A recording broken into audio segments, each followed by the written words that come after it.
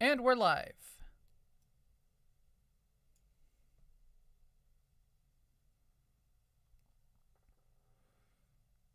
So, Tenek, how many concurrent viewers do you think we're going to get today? Uh, I, I didn't hear you. You broke up.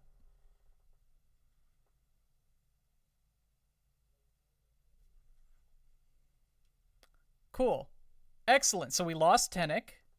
Can the one person in YouTube chat hear me? How you doing?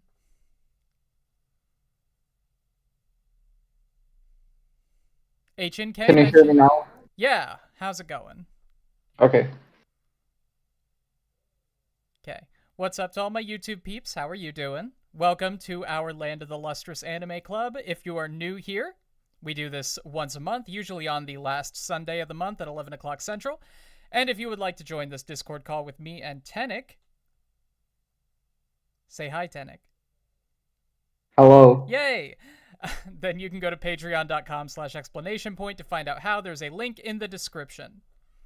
All right. Seems like everyone is very excited to hear us talk about Land of the Lustrous.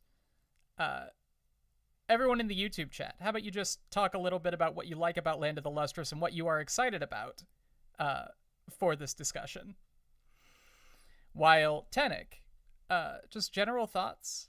I know you put a lot of stuff in the Discord chat.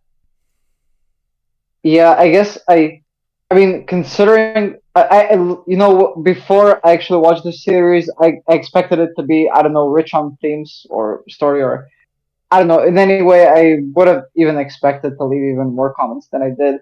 My general thoughts are that I don't know. I mean, I guess the show is kind of interesting, but like it's not as, I guess, good as I expected it to be. It's almost like some kind of weird slice of life show in the sense that like the kind of meanders, nothing really happens. I Um, totally get that. I think a lot of that has to do with the fact that it's not and will never be finished. I'm a bit quiet. yeah. Well, let me turn my volume up.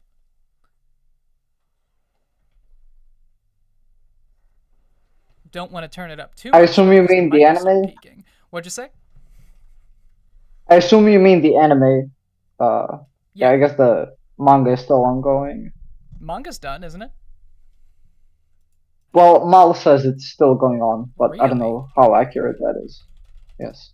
Land of the Lustrous manga. The manga is not Yeah. done yet. That's very surprising. Is it? I mean, it's only like 13, no, 11 years old. Yeah. Well, it felt like the story was about half over when the anime was done. Really? Yeah, I Well, I guess I like saw if it it wrapping feels up in more another tightly. season.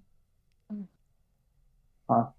Huh. Well, I mean, I I guess to put it this way, I can definitely imagine a story that could have this as the halfway point. I can also imagine a story in the same world that would, you know, do everything it needs to in a single season, which Yeah. obviously doesn't happen. The anime is like the end of the prologue. Okay.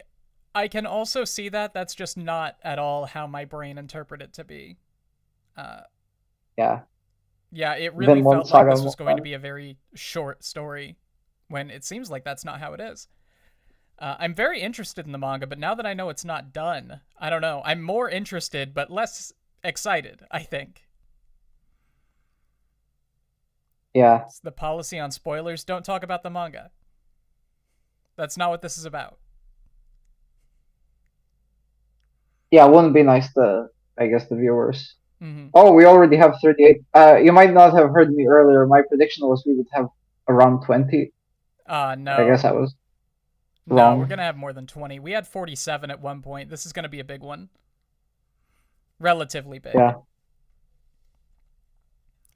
Uh, so, somebody in the chat earlier mentioned that this is an anime that really gets how anime are supposed to look. And I feel like the look of this show is very divisive. A lot of people absolutely hate it. Really? Yeah. What do you think? Because I mean, I personally thought the show was beautiful. Like, there really were no moments where I was like, this ugly CG animation. Why didn't they do this by hand? And Mm-hmm. I remember back in 2017, like there were a lot of people like Giga in his videos on the seasonal animes that at that time like also talked about how he thought it was beautiful. Mm-hmm. I don't like. I just don't remember people really complaining about it. Yeah. I don't see people complaining about it online so much, but that's just probably the circles I hang out in. It's people in real life that I show it to who are like, "This show is ugly as sin." Wow. Mm. But Mm, the thing I find about the art style is that it moves very well. The cinematography is great, and the actual animation part works fantastically for the scenes where it has to move a lot.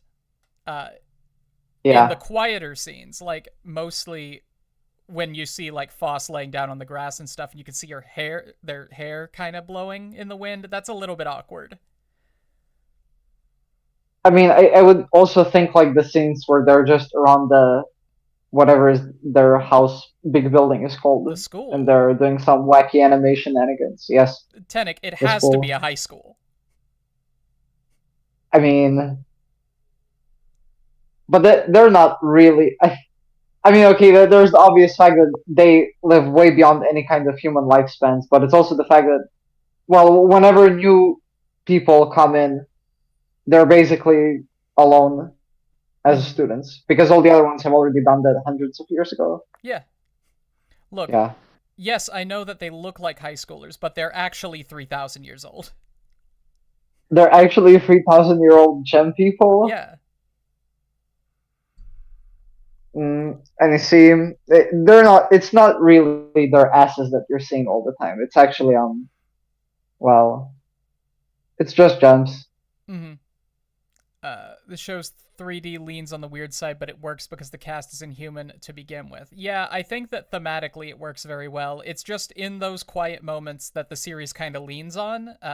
The animation, it's never bad. It just kind of, it's stilted, a little rough. Uh, yeah, we'll get into the 108 symbolism in a minute. Sign of Eth. Where I does the number 108 come up in this story? I don't remember that at all. The 108 pieces of Shiro. When they collect all the little Okay. doggies and throw them in the Oh, okay, cage, they okay. say that's 107 of them, and then Foss finds another one later, which I'm Yeah, sure is yeah, very religiously symbolic, but I don't know for what. yeah. Uh, Rendering draws so much attention to their hair. Yeah, their hair is it's very attention grabbing, like you said. It's colorful, it's shiny. People like looking at those things. The hair is also mostly what differentiates them from each other, so that's important. Uh, Yeah. I've never seen them as high schoolers, but it makes sense. They call their house the school. They wear high They school girl do? I don't uniforms. remember honestly. I don't know. I always thought of those as more like some kind of weird office uniform, but it's like short. I can see it as a weird office uniform too, but it's a high school uniform. If it's not a high school uniform, it's a maid cafe uniform, and I want it to be a high school uniform first. Okay. Look, that's just Expo's interpretation. You don't have to understand it as a school My uniform, voice but is echoing. I don't Why think would they that explicitly be? say it at any point. Okay. Why would that have started now? That's weird. Okay, let's try. Nope, stream's already muted. That's not it. Feedback loop. Okay. Let's see if this fixes it. I'm gonna mute myself in Discord. Does that help? Can everyone on YouTube hear me fine now? No, that doesn't help at all. Okay, that's good to know. Going to mute the desktop audio in OBS, does that help? Still echoey still? Still now? No, that doesn't help. Then I have absolutely no idea what's happening.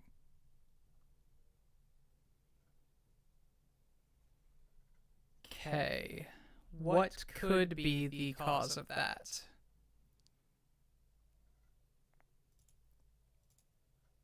Okay, gonna mute my mic. You should still be able to hear me. Can you still hear me? Alright, that's weird. But okay.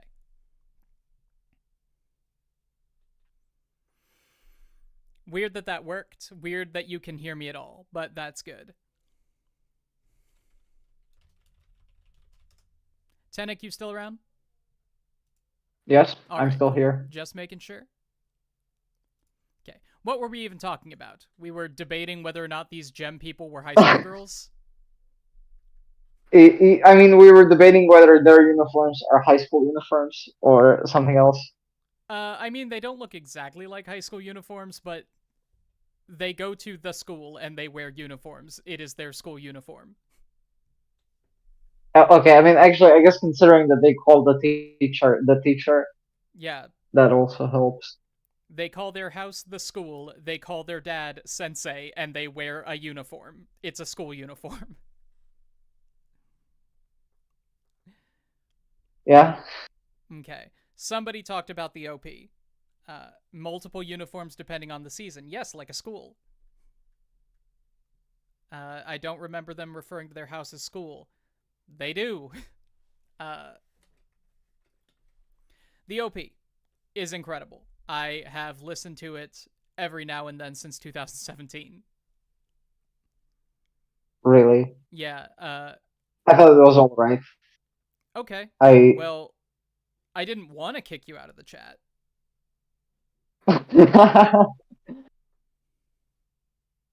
I mean, I don't know. I feel like a bit weird about it because I feel like it doesn't highlight the other characters that much or what happens in the show.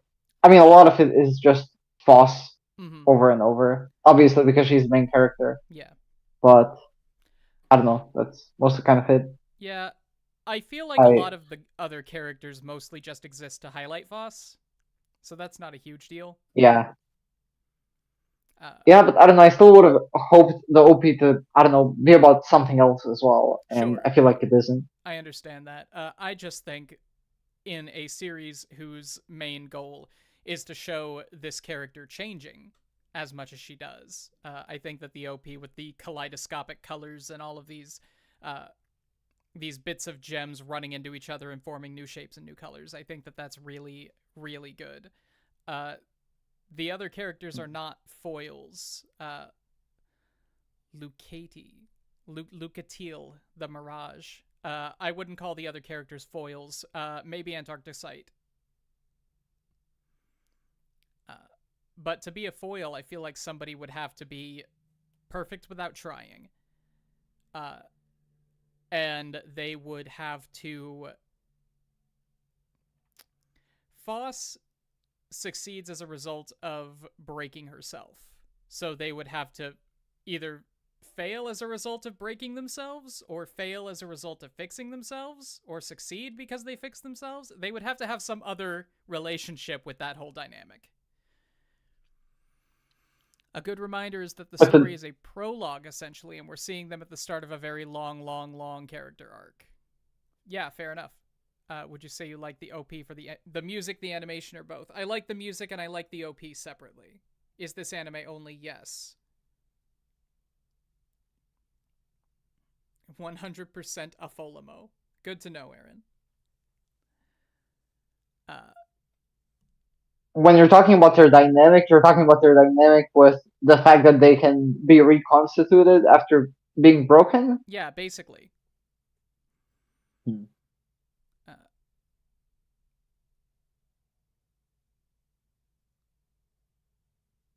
Yeah. Most gems take turns being Foss's foils in any given arc. I'm sure that's true. We see maybe Bort and Antarcticite. You could say they're foils because they don't need to change. That's interesting. Because everyone has their own place in the little hierarchy that they've got, and they've all got their jobs that they do perfectly well. I get that. I like that. Yeah, I guess that's kind of the case. Mm-hmm. I feel like that maybe there was a lot of repetition because most of their jobs is just being like what, doing patrols, fighting the Lumerians, and Mm-hmm. that's it. No, I'm interested in the ones who fight the Lunarians, obviously, but I'm mostly interested in the ones who do other things. Like, I wish we had gotten more of Lexi uh, in the anime. Who is Lexi? Alexandrite, the one who researches the Lunarians. Oh yeah, that one. I Mm-hmm. mean, she features more near the Yeah, end. they're kind of. I think that they have the most going on behind the scenes of all the ones who don't like have a spotlight on them. Hmm. Mm-hmm. Okay, what do we usually talk about before we get into the episode by episode breakdown? We talk about the OP, the ED, the entire We didn't sound. talk about the ED. There's not much to talk about when it comes to the ED. Yeah, I mean, I liked it more than the OP, honestly. Whoa, that's an interesting take. I don't see that one much. Yeah, I mean, I'd probably have to look at it more carefully to say something more substantial, but like at least it highlights the Cinnabar boss dynamic that's Mm-hmm. kind of important in the show. Definitely. It also looks nice. No, musically, I don't like the ED as much. It's very musically simple compared to the OP, which I think is a good contrast, but I don't know. I don't feel like it works as well. That's just Mm, me, though. yeah, I don't have too much to say about that. I Mm-hmm. don't think I have that much to say about the OST as well. So if you have anything to say about it, just go ahead. Nothing really specific to say, just that the entire soundtrack is incredible. Sometimes I feel like it's a little bombastic for the scenes that it's trying to be the soundtrack for, but in the battle scenes, all of the lively, bouncing kind of music is very good. It does feel a little Kevin Penkin. Uh, I use it a lot. I'm running Out of the Abyss right now for my D&D group. Uh, and naturally, I use a lot of Made in Abyss music, but I also use a lot of Land of the Lustrous music. The people I was watching the show with this time both did double takes several times, and like, we know this song. Hold on, they can't use that. That's from Out of the Abyss. OST is perfection. Cinnabar is incredible. Cinnabar seems cool. We don't get too much of them in the anime. Uh, Yeah, I wish we had gotten more.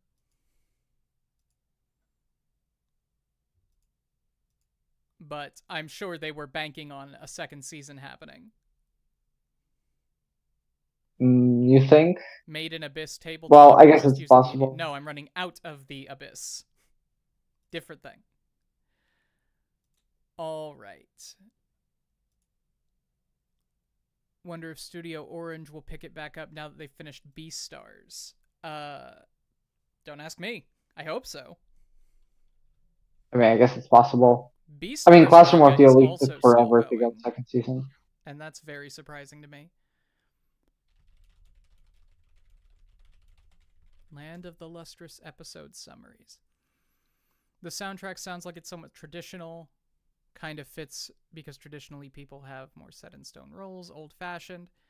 Um, yeah, especially with the Lunarians, you could hear that a lot with the very wind chimey percussion. Just incredible musical direction.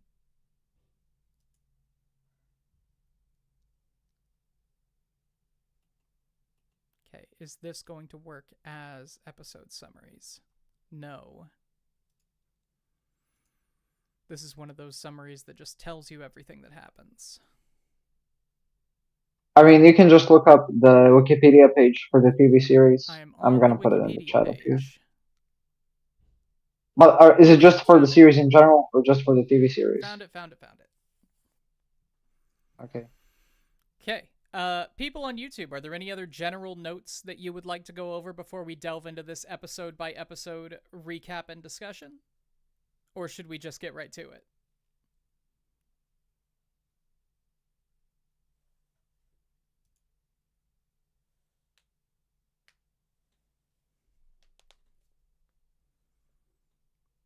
It's okay, I'll be here.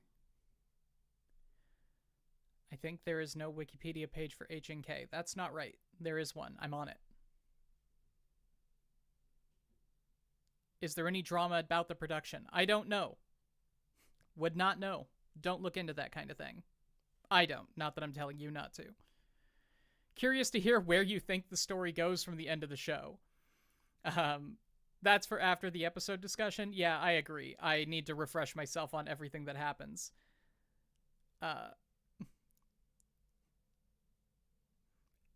I also tend not to make predictions about things, but I can give it a shot if you really want me to.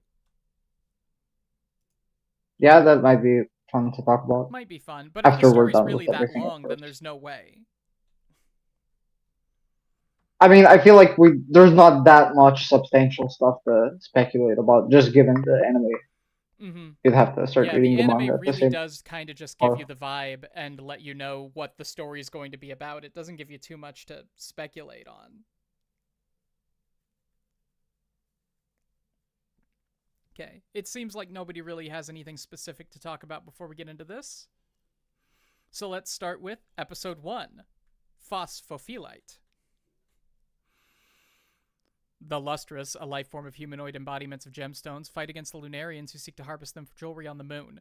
The Lustrous' master, Congo, assigns one of the weaker jewels, Phos, to assemble a natural history since they are unsuited for battle. Struggling to find new information to include in it, Phos is recommended to seek out the Night Watch, a Lustrous named Cinnabar, whose body contains a powerful poison. As Phos is looking for them, Cinnabar shows up to protect Phos from Lunarians despite wanting to avoid battle due to how their poison damages the land. The next day, Phos once again comes across Cinnabar, objecting to their wishes to be taken away to the moon and vowing to find them something else that they can do. They'll walk onto the moon at some point. Damn right they will. Okay. Introductory episode. I cannot help but compare this entire series to Mushoku Tensei. And that's because I finished watching Mushoku Tensei like twice right before I watched this. yeah. Because the whole thing about Mushoku Tensei #discourse is that it's a show about people looking at their faults and getting better when it is not.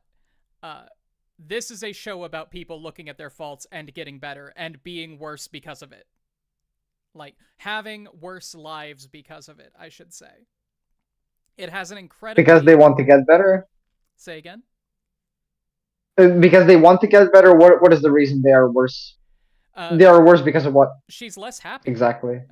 Phos is less themselves. Mm-hmm.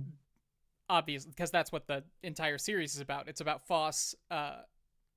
It's about Phos destroying themselves because they want to be better for the people around them. Yeah, of course. Like, people always make the joke that this is Ship of Theseus, the anime, and it is, from what I understand.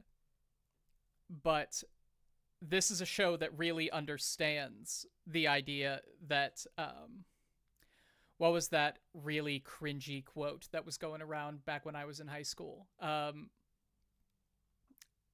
Of course it hurts to change yourself because you are both sculptor and marble, or something like that.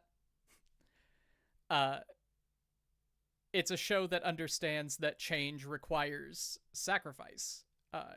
It requires breaking off pieces of yourself that are not who you want to be. When I just don't feel like Mushoku Tensei gets that. Rudy changes because... Rudy changes just because he does, for the most part. Like, not even talking about all of the awful shit that he does to Eris. Talking about his agoraphobia. Like, in the first few episodes, when he proclaims that he has stopped being a hikikomori, it's because Roxy puts him on the back of a horse by force and lugs him off of his family farm and into the village, and he sees all of these people laughing and smiling and waving at Roxy. And he thinks, oh, these people are actually nice. I guess I don't have to be scared of them, huh? And that's not how it goes, man. This is how it goes. It goes, I need to go out into the ocean to try to help my friend get their body back. Oh no, my legs are gone. Yeah. It's been ages since I watched the anime, but I read chapters 75 through 105. Anything you say would contain spoilers, so you'll lurk. Good call. So we are introduced to Foss, who is useless, just the worst person. She has this intense drive to be helpful, but not because they like being helpful. It's because they don't want other people to perceive them as useless. They want a Yeah, she job. doesn't really like. Go ahead. No, you go ahead. I don't want to do all the talking. I mean, yeah, I'm not sure there is that much to add to it. I think episode 1 also implies that she just likes being praised. Yeah, That's who doesn't? the kind of, I guess, shallow mindset she has. Mm-hmm. No, Foss's whole thing, at least in the beginning, is that they want other people to see them as useful. They want to get all of the accolades that Diamond and Bort get when they fight the Lunarians. That's the biggest thing. They want to be like Bort and Diamond and Yellow Diamond and all of these other people who do the very flashy and praiseworthy job of fighting in combat. Yeah, yeah, Because they're the people who always definitely. get people clapping for them when they go home. But Foss can't do anything right, let alone fight. When Sensei finally gives them a job, they're like, hey, go make this encyclopedia for us. It would be very useful to have a catalog of all of the things that are around. I think that this is something that you would do very well. They aren't interested in that. Like, they do it because they have a job, and now that they've been assigned a job, they can't just not do it because that would make people hate them even more. But they don't. It's not that they don't take it seriously. The whole arc with the encyclopedia is a bit strange. I feel like she doesn't take it too seriously. Like, obviously, she slacks off a lot Mm-hmm. and doesn't really want to do it. Um, I mean, what about when, like, in one of the later episodes when she decides to like go to the sea to follow the king? Uh, like they already advise her that that's not really a priority, Mm-hmm. and she still goes to the sea just because there's other things motivating her to go do it. Yep. Like even there, the fact that it might be useful information for the encyclopedia is kind of secondary Mm-hmm. to the, well, I guess, goal of finding something for Cinnabar to do. Well, the encyclopedia, it doesn't feel like it was ever a real job. It does very much feel like it was something that Sensei was making them do to keep them busy and to get them to stop complaining. I guess that's also possible. But I mean, still, I like clearly Foss would be more useful if she still did it, regardless. Yeah, But she just doesn't care. She's just is such an impatient character that she would rather impatient is a great word for get it. shit for being useless. Mm-hmm.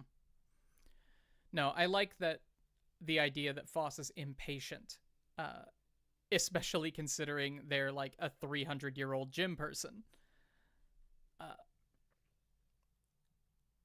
Because, like,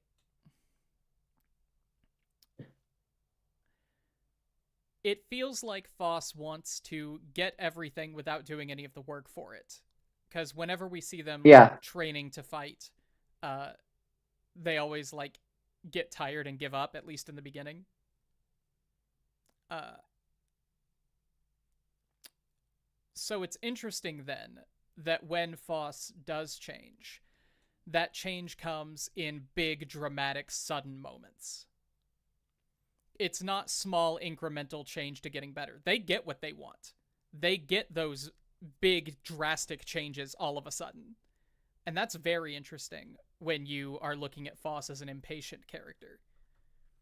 And it probably has to do with why they're so miserable with their life near the end. I feel like maybe I'm not entirely sure what you're getting on with to what you're alluding to, but I guess we'll get to that in those later episodes. I guess so. Um, I'm just saying that Foss doesn't seem happy later in the series. That's it. yeah. Uh, all right. So we're introduced to Foss. We're also introduced to Cinnabar, who is cool. I like Rock Sasuke. Rock Sasuke. Yeah, don't Okay. let's all love Rock Sasuke. Uh, he's not a happy camper as things wrap up. Yeah, that makes sense. The whole Cinnabar plotline is very cool to me. Uh, I think it's weird to say that it drags in a series that goes so fast and still misses so much, but uh, it feels like. Do you understand what I mean if I say it feels thick or viscous? It feels like we're kind of like wading through it in a way. I'm actually not entirely sure what you have in mind, so could you elaborate? No, I'm trying to elaborate. I don't know that I Okay, maybe I can. can just say, yeah. I mean, to me, to me it felt like the whole Cinnabar thing was something they set it up early on in the first episode. They kind of remind you of it a couple of times in like the first half. Then it's kind of put on hold, Yeah, maybe like during the winter arc, and then the show kind of reminds you of it again. And finally, in the last episode, she kind of finds something for her to do. yeah. That And well, it's that's in the a whole other background of thing. everything, but it never like past these first few episodes. It's never really the focus of the whole thing. And there's Yeah, a I, moment later in like episode 9 or 10 uh, that is fantastic, and I feel like it could have hit incredibly hard if they had focused a bit more on Cinnabar in the very beginning and done everything else the same. well, what is the moment? The moment is when Foss gets her arms cut off and gets her new arms and doesn't remember Cinnabar. Yeah, yeah, that is a thing that happens. Mm-hmm. I feel like if we had Foss being like wholly dedicated to finding Cinnabar something else to do, and that were the focus of the first couple of episodes, and then a lot of other things happened and kind of sidetracked them so that they couldn't spend all of their energy focusing on Cinnabar anymore. Uh, and then when it's kind of been on the back burner in the viewer's mind too, if Foss is like, who the hell is Cinnabar? What do you mean? I think that could have hit very hard. It was still a very good moment. I just think it Yeah, could have used a little bit more. yeah, definitely. Because I feel like that moment in episode 9 or 10 that you mentioned, I feel like doesn't hit that hard in retrospect because I know that like now that they finished the series, by the end of episode 12, it doesn't really matter that much Sure. that she didn't remember. Mm-hmm. Actually, it Especially doesn't since, matter at all. especially since when they always like over the next few episodes, everything goes back to normal anyway. They're just sadder. Yeah, I'd argue yeah. I everything. mean, I think that kind of summarizes it. It's like Foss feels sad for Cinnabar, wants to find her something to do. She can't find it. Now she's sad about it, Mm-hmm. and Cinnabar is sad because she's still working a useless job. Mm-hmm. Yeah, That's Aaron is I don't right that know. I guess alienating. everything Foss does is because they think that it's going to help them find something for Cinnabar to do, and that's on the back burner in Foss's mind. Uh, I just feel like if they had gone a little bit harder with it in the beginning, I think it, and they had stuck to it instead of making Foss remember Cinnabar after a minute. I think it would have hit a lot harder. Land of the Lustrous is a 10 out of 10 manga. I've heard that many times. But yeah, Cinnabar, aesthetically, very, very cool. I think it's very, very cool that when Foss gets her gold arms, she, like, copies Cinnabar's aesthetic with the big, like, liquid shields and everything. Oh, I didn't notice that actually. Mm-hmm. Well, I mean, I guess you could. It might be a bit contentious, but I can see what you mean. Mm-hmm. Uh, yeah, the dynamic between them is very good. It's a classic uh, shonen rivalry kind of thing with minor sexual tension, except that they're rocks. Uh, would would you really call it a rivalry? I don't feel like it's a rivalry, really. I feel like Not on any side. it's one of those one-sided friendships more than a rivalry. Yeah, yeah, maybe that's a better Mm-hmm. way of describing it. And like those have the same energy, but yeah, you're right that it's not exactly a rivalry. Could I ask, did you watch the sub or the dub? I watched the sub. I didn't know the Excellent. dub existed. I didn't either until I went to watch it this time, and I did watch the dub. Really, Did they use gendered pronouns for the characters in the sub? that's a bit hard to say. I know. Like maybe I just wasn't paying enough attention. Mm-hmm. No, it's Um, something that I noticed around episode 6 because I hadn't been listening for it. See, you say that, Stickman. In the dub, they do not use third person pronouns at all. Uh, like they use third person singular pronouns, just don't exist. Uh, you were paying explicit attention to that. After episode 6 or so, like before that, and of course, like my attention lapsed every now and then, like maybe they did and I missed it. But I was watching for it and I did not catch a single he, she, they. None of it. Uh, Mhm. like when I was Well, listening for it, I noticed a lot of the sentences actually had really kind of weird structure once I started listening to it. It's like, I forget all the specific examples, but it's like, Bort's really good at fighting. Real firecracker, that one, or something. Like, not, mhm. they restructure every sentence to avoid having to use a pronoun. In the manga, it was always Yeah. he. Interesting. Because Uh, that's. well, actually finish. I'm gonna say my thing I then. think I am finished. I think I am finished saying, Yeah, because that's. And giving a weird face. I think those are my thoughts. I just want to say I remember in one particular instance, one of the characters used ore, which I mean maybe you know is the first Sure. person like male pronoun. Mm-hmm. Yeah, I didn't even think about the original Japanese. I mean, yeah, that definitely something that'll be lost in the English, but Mm-hmm. I guess there's at least that. Yeah, no, I was just I thinking think about that's the. everything in episode one. What'd you say? I just want I just said I think that's everything for episode one. But you can finish. Mm-hmm. Uh, it's worth saying that the original Japanese dialogue was retroactively built around the motion capture.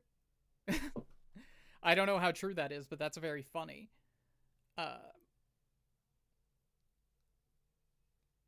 what I was going to say, yeah, I was only thinking about the English translations. I wasn't thinking about the original Japanese at all, because they have gendered personal pronouns, and we don't. Man, that Yeah, becomes a complicated, twisted up knot, doesn't it? maybe. Right. I love those. Episode 2? Probably would just have to rewatch the series and tabulate it every time they use a first person pronoun. Yup. I wish its pronouns were more normalized because they'd have been perfect for the story. The only problem That with would be every kind of weird. character using they them pronouns is that it gets very confusing, especially when they are sometimes in groups. Foss uses boku for Really. themselves in Japanese. That makes sense. I basically use they she for Foss uh, interchangeably, but feel like they is more right. It's I not mean, all the wrong for voice using actors them. are women. Yeah, all the voice actresses were women. Yeah, Uh, other than but that's Sensei, also of true course. of every shonen protagonist ever. Really? No, it's not. Well, I guess Naruto does I'm have a female overstating, but yeah, VA. many young boys. It's not more confusing than you. It is, because it comes up in more contexts. You is more clear just based on who's talking to whom and who's on screen. Episode 2? Yeah. Episode 2, Diamond.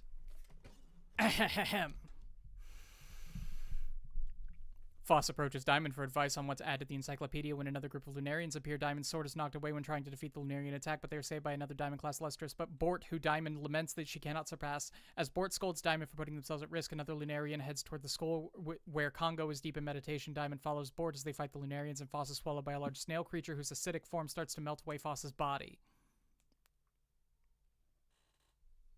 Yeah, I guess that happens pretty early on. It does. I forgot. She already gets worried by a snail in episode 2. Yeah, don't worry about that. Go ahead. The diamond run scene is so fantastic. It really is. The animation always shines in the fight scenes, where you have the camera tracking the characters as they run and flip around. And like, I always remember Antarcticite's heel when she jumps onto the ice floes. Crazy. All right, Diamond. Opinions on Diamond. I feel like the point of her is supposed to be that she's pretty much perfect, like she has it all figured out. But when I try to reflect on it, I'm not actually sure if that's true, I think or if that was the intent. Yeah, Diamond's thing is that they seem perfect, but actually are very insecure. Like Diamond mentions it themselves in this episode. I think it's this episode anyway, when they're talking about Bort. Yeah. Yeah, they say, I'm very strong, but I'm also very brittle. Some Like people use their diamonds. names as pronouns. Some people do not use their names as pronouns. That would mean that some people don't use pronouns. Diamond reminds me of a gifted kid with a false persona. I like that. Except I don't feel like they have a false persona. I feel like they're very genuine. It's just that everybody has high expectations of them, and they are not quite... It's not that they're not sure they can live up to them, it's that they understand how much higher there is to go. When everybody else sees Diamond and they think, oh man, Diamond, that's the goal. That's where we want to get. And Diamond's like, no, there are more goals, you see. That goal is called the Bort. Yes, my son is also named Bort.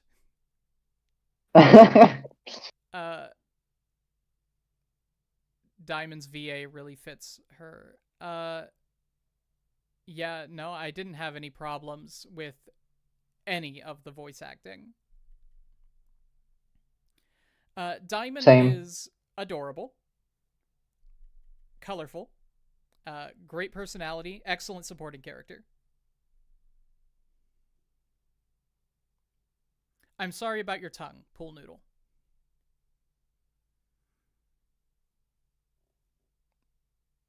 Yeah. Mm-hmm. But that's what you get. Yeah, for reading the manga. That's what you get for enjoying media. I can see a world where Diamond has this whole, like, I don't want to say a Bakugo character arc, but sort of a Bakugo character arc where they have to grapple with the fact that they are as good as they think they are. And what that means for them. Is the manga off limits? Yes.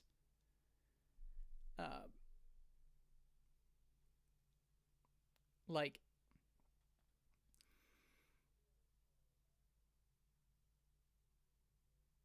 I don't know. I'm seeing a situation where you have this Diamond, who understands that they are very good at many things, but who thinks that they have a lot of room for improvement, but they keep being given jobs that are at their level, and they keep knocking him out of the park.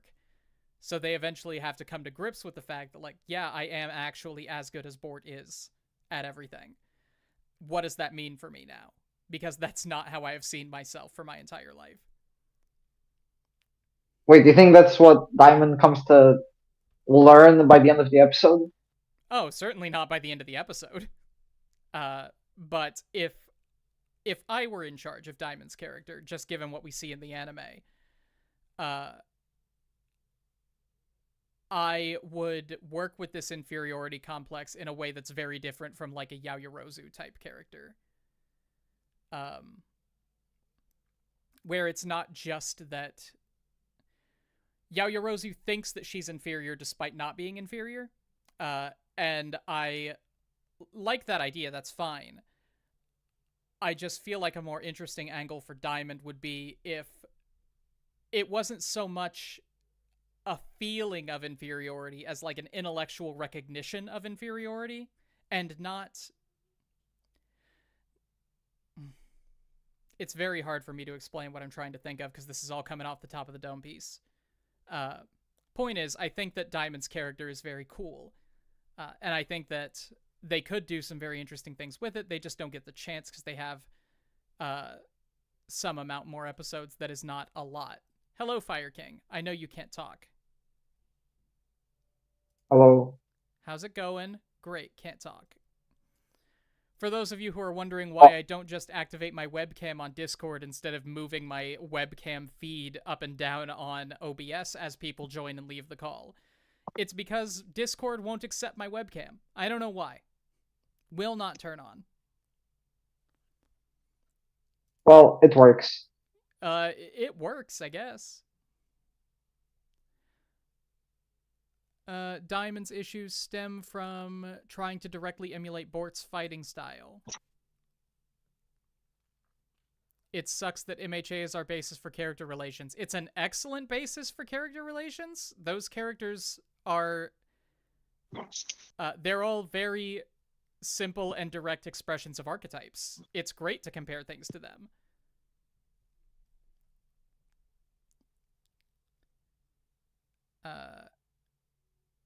I do feel like this intellectual acknowledgement that they can't fight like Bort's is an interesting angle. Well, thank you. Bye, Fire King. You're gonna have to Bye, readjust your video again. Oh wait, never mind. Fire King is back. Just as I was anyway, moving my Fire video King. feed. Yeah, I mean, Fire King, you can use the YouTube chat, right? If you want to talk with us. I mean, I can't understand what you're talking, or what you're saying through the Discord call. I don't think he's saying anything. All right. Episode 3? Right. Well, I mean, we didn't really talk about the board, though I guess I'm not also sure how much there is to say. Bort is, at least in the anime, a pretty archetypal character. They're the character the insecure character looks up to. Perfect in every way with a really rough personality because they want to see everybody rise to their level. Right. So I don't know, I mean, now that I think about episode 2 again, maybe I'm thinking about it wrong, but if I remember right, like, Bort was trying really hard for Diamond to fight in a way she was telling her to when the whole snail thing happened. Mm-hmm. I'm thinking, well, maybe if it wasn't for that, like, Diamond wouldn't have all these issues with being insecure. Mm-hmm.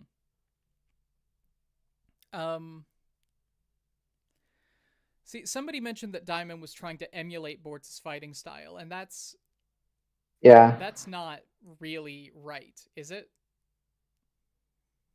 Because Diamond was doing that really cool thing where they caught arrows with their sword and flung them back at the Lunarians, and I didn't see Bort doing that. I'm not sure. Honestly, that like involves a lot of details that I'm not sure I remember. Yeah. What do you make of the fact that Diamond's fighting style is entirely based on some level of self-destruction? It isn't. The self-destruction is a byproduct. Bort's reflects arrows with her hair.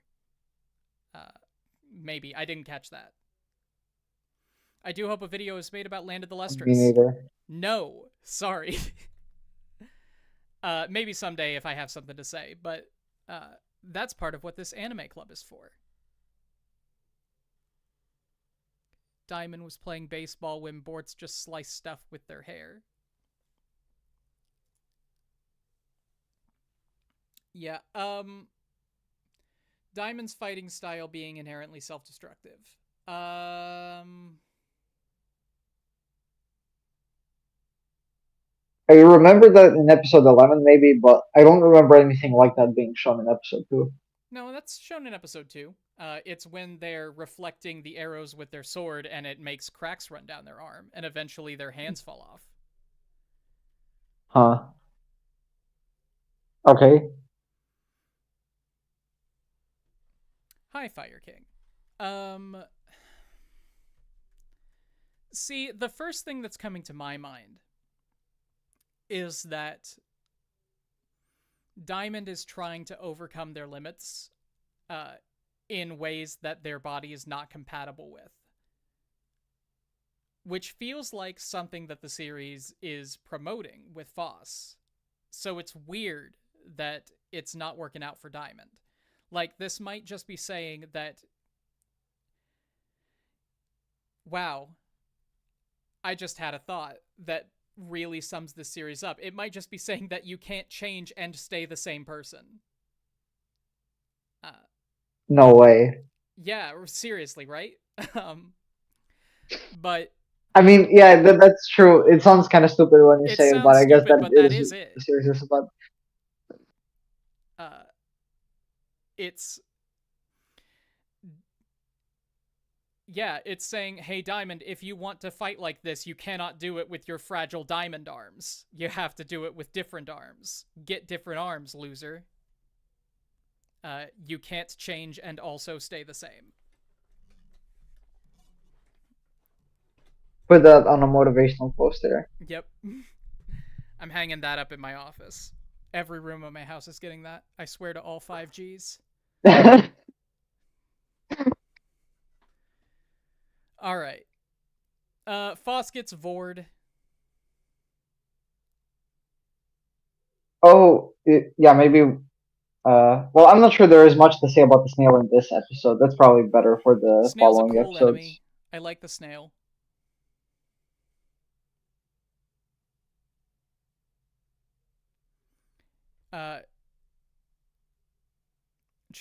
Phos is changing to feel like she's more useful. Phos is, yeah, basically. Yeah, no, that is it. Phos would ideally like to change to be the person everyone wants them to be, but also wants to stay the same person. We cracked it, everyone. King of the Sea. Episode 3? Yeah. Metamorphos. Detecting Phos inside the snail, Diamond finds a weak point in the shell, allowing Bort to defeat it. Discovering that Phos supposedly is transformed into a small slug creature, Diamond tries to find a way to turn them back to normal, but finds little help from the other Lustrous. They came across Cinnabar, who states that the slug is not actually Phos, but nonetheless gives Diamond a vital clue in saving Phos. Managing to gather up the pieces of Phos that were left behind in the snail shell, the Lustrous rebuild Phos, who is now able to understand what the slug is saying. Yes. Yes, that is I feel what like happens. I feel like that's a drastic change that like she could understand the snail. I guess we're not actually sure if she could do that before as well, but I don't know. I guess just something that kind of does not cohere with what you said earlier about all the changes in her life being drastic. Like that was a new way in which she was suddenly a lot more useful than she used to be. Objectively Basically, useful, just given maybe, to but her. everyone makes fun of her for talking to a snail. Like, So you mean it's not useful with regards to her goal of getting recognition? sure. Like, it is a useful thing to have someone to be able to talk to snails. but that's not something that anyone like wants to make use of. Yeah. Muse points out that everyone saying they prefer Slug to Foss is savage, and it is. That was hilarious. Yeah. I mean, I guess it just underlies the whole old characteristic of her being useless, and kind of everyone being kind of annoyed with her for that, for some at least. Mm-hmm.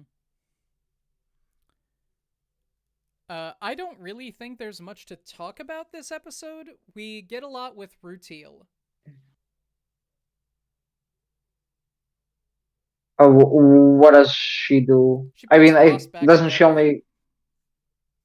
Yeah, like near the end. I guess Diamond is the only one who really cares about Floss. I guess that's supposed to say something about her. Yeah, maybe. Just how dang nice she is. Ben asks why they don't let Cinnabar become encyclopedia writer. First off, because encyclopedia writer is not a real job. Second, that is a question that's been on my mind this entire time. Is when they get something else that Cinnabar can do, who takes the night watch? Well, I mean, isn't the whole thing that the Night Watch doesn't need to be done? Like Well, it's completely useless. here's the thing: is it has so far been useless. The Lunarians have not so far attacked at night, but it only has to happen once. Right. Well, I don't know. If the Lunarians I attack mean, and one it, time at night, and there is not a night watch, they just steal them all in their sleep. yeah. I mean, I guess that's true, but I also think that on a purely inductive level, that's not going to be a high priority. And Sure. like, it's such a nothing job. Basically, anyone can do it. Anyone who can do patrols, at least. They never come at night. They never have come at night. Cinnabar is just depressed Okay, and wants to be Hume. snatched. Interesting thought Uh, that Sensei put Cinnabar on the Night Watch specifically because the Lunarians never come at night, so that Cinnabar can't just let them snatch them. I did forget that Cinnabar came what? up with the job.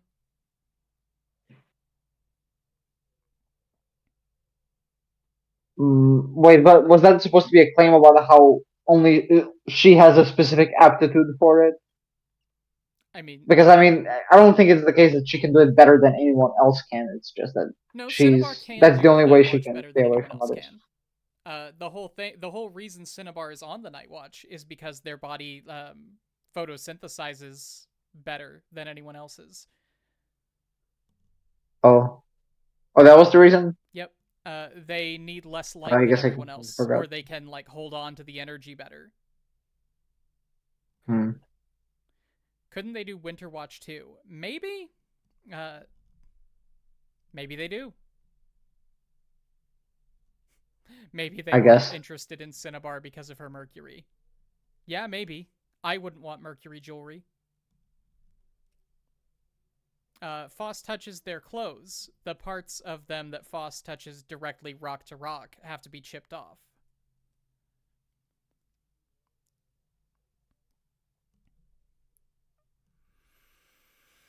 All right. Right. Actually, I wanted to ask you. So, because that's the thing I actually found interesting about this episode is that at first I did really believe just like the gem people that Foss really did turn into this snail. Uh-huh. Even though I guess in retrospect it does seem kind of stupid. I wanted to ask you: did you also believe when you watched the series for the first time that Foss was the snail? Oh, yes, I Did did. you immediately find that suspect? No, I believed it. I thought it was dumb, Yeah. but I believed it. Um, I was a lot Mm. happier when I found out that the snail was just a different organism pretending to be Foss. I mean, I guess was it even pretending? Everyone just kind of assumed that it couldn't even convince anyone of anything. That is true, but I remember them asking, like, Foss, are you in there? And it jumped, so. Yeah.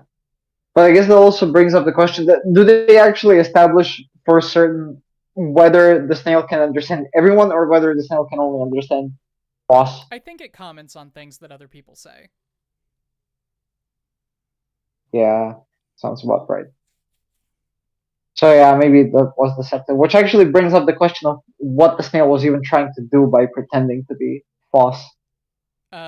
Not get killed. I think not get killed is a good Yeah, goal. yeah, maybe you're right. Maybe that is enough. Mhm. Uh, do we like King of the Sea in this episode? He's cool this episode. I was really taken aback in the next one. Turns out she was kind of a backstabbing, Yeah. just backstabber.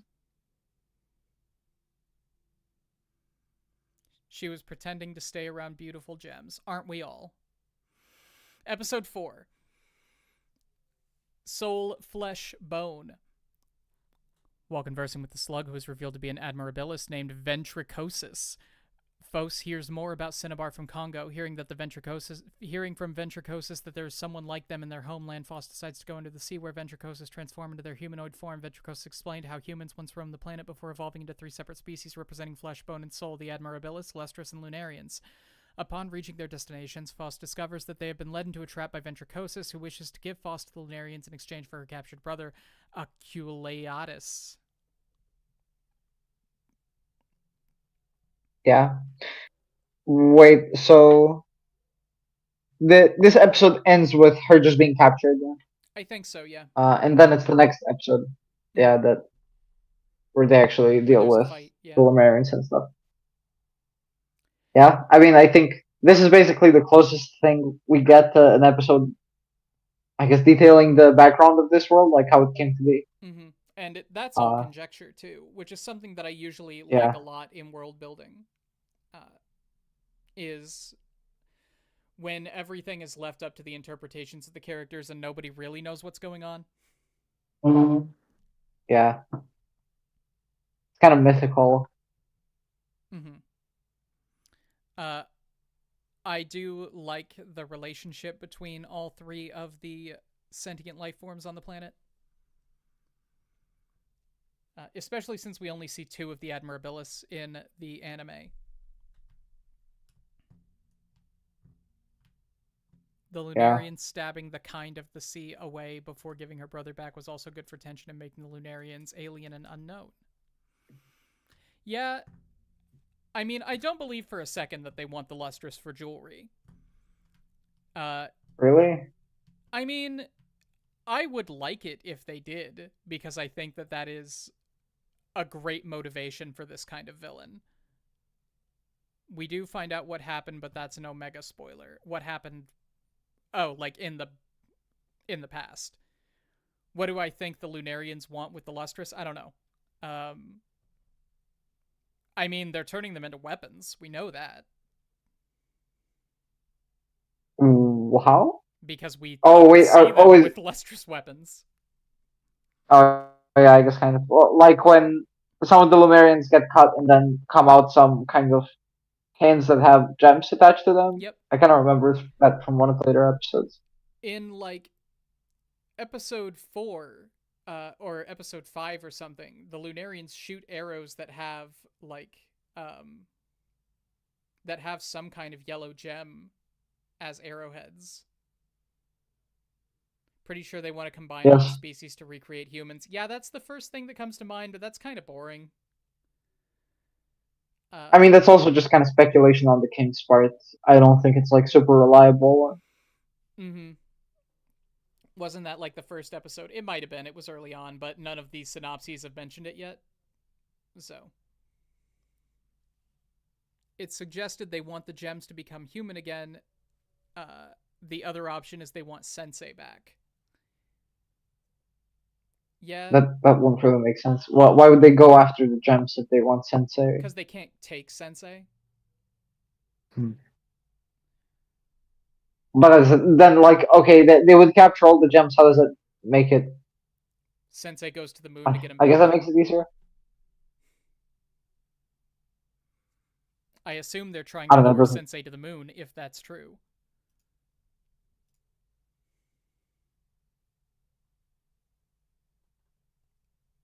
I don't see how that would work. I don't know. It's It's like, okay, so if if they wanted to get Sensei, then okay, maybe the gem people would get in the way because they think they have to protect Sensei, and that means okay, maybe if it gets in the way of your job, you'd catch the gem people, but they go after the gem people. They don't go directly after Sensei. They then only deal with the gem people as they come to protect him. mm-hmm. Well, you can't go directly after Sensei because Sensei will snap his fingers and you will be dead. Sensei cares Yeah, about the gem exactly. people. You go after the gem people, capture all the gem people. Sensei comes to the moon to get the gem people back. Sensei comes to you. Oh, okay. I guess that would make more sense.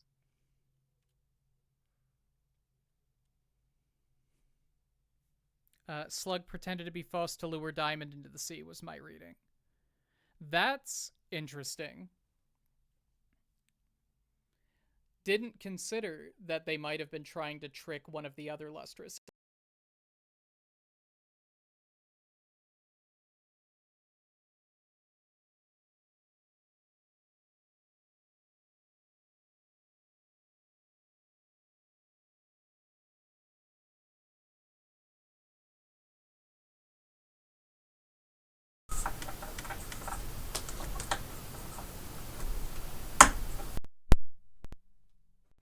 Can we hear me now? Yes, we can.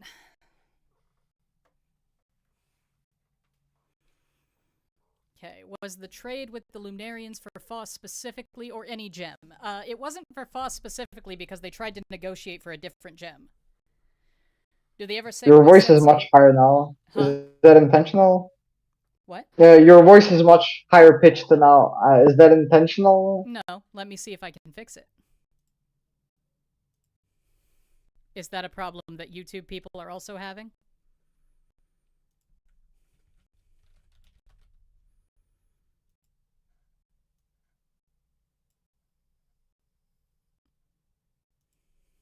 Okay. It seems so. Additional device properties. Well, I don't know how to change it. Yes, but it's funny. Bro got the chipmunk filter. That's. Uh, It does sound like that though. Chibi ExPoint. I don't know how to fix that. I can try something stupid. Turn off any VR headsets. Yeah, Like maybe. going in. Maybe Discord is going through the wrong microphone. It is not going through the wrong microphone.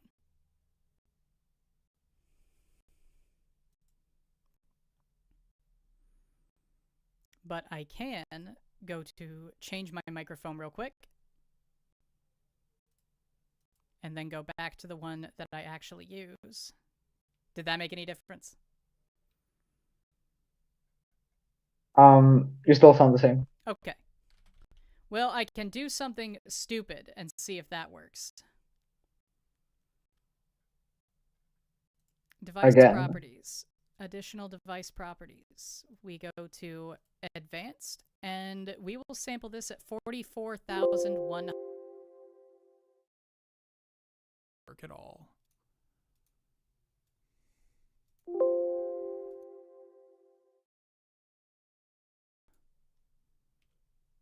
So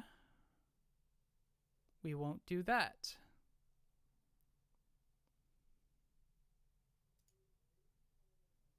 Okay. We're going with default again. Any change now? Okay, it works now. It works now. Fantastic. At least for me. Is there a directing question? I just joined stream. No, there's not.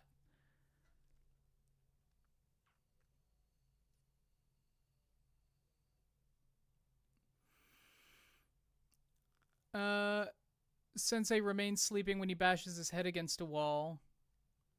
That doesn't feel very human. It's not very human.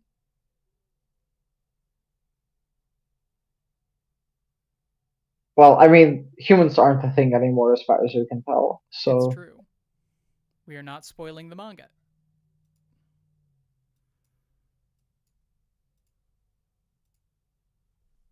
Okay, should we move on to episode 5? Yeah, I don't think there's that much to say. Yeah, no, this is a pretty plot happens episode. Return. Yeah, Despite having captured Phos, the Lunarians demand more lustrous from Ventriculosis, but Aculeatus manages to break through and beat the Lunarians. Aculeatus proposes that they use Phos for negotiations with the Lunarians, but Ventriculosis convinces him to return Phos to the others. With their legs lost in battles, along with some of their memories, Phos receives new legs made of agate shards that Ventriculosis left with them. Despite losing their job writing the encyclopedia, Phos discovers that their new legs allow them to run at high speeds. Incredible animation on high-speed legs.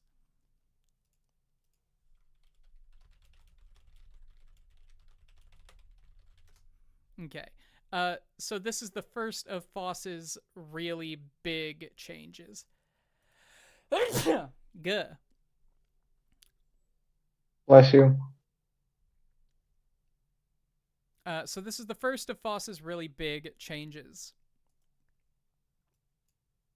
And I find it Yeah, interesting that I find it interesting and mostly a little bit bad.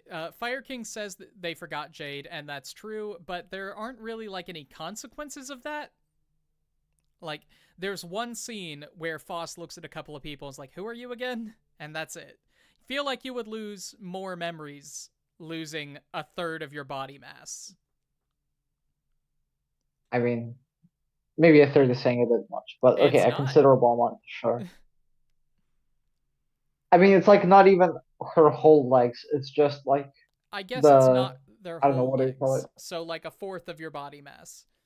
But trust me, when we Maybe. were playing D&D, we had to do a whole lot of work to figure out the exact mass of the leg of an average 10-year-old human, uh, so that we could replace it with metal.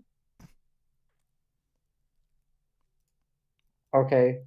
Uh, Not gonna ask the context for that. both legs, about a third of the body.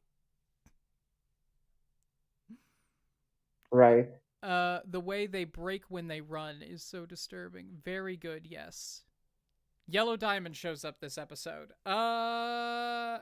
I don't know for sure. It's not mentioned in the summary that I read, and the big summary on the Land of the Lustrous wiki does not exist. I mean, Yellow Diamond is not that important of a character. Like I can remember them saying anything super important in this episode. In this episode, maybe not, but Yellow Diamond and Jasper are really fun background characters to watch. Aaron interpreted it as more vital the body parts, the bigger the memory loss. I don't see why that would be true, because it's not like there's anything up there that the Lustrous need, right? They don't That's have true, but brains. also kind of, I mean, those kind of propose weird questions about their biology because they're supposed to be essentially masses of microorganisms that somehow live and move these gems. Mm-hmm. But then also, how do their mouth and eyes work? Or can they like see through their entire body? That's a very Do good question. like I don't know. it's kind of weird. Who was the fast gem helping Foss adapt and cracking them accidentally by placing them on a hard stone? Who was that? Was that Yellow Diamond? Let me read it again. The question helping Fawcett. I don't remember. I feel like that was Yellow Diamond. Um, right, but for this episode, I remember there was something about how the gem people continue searching for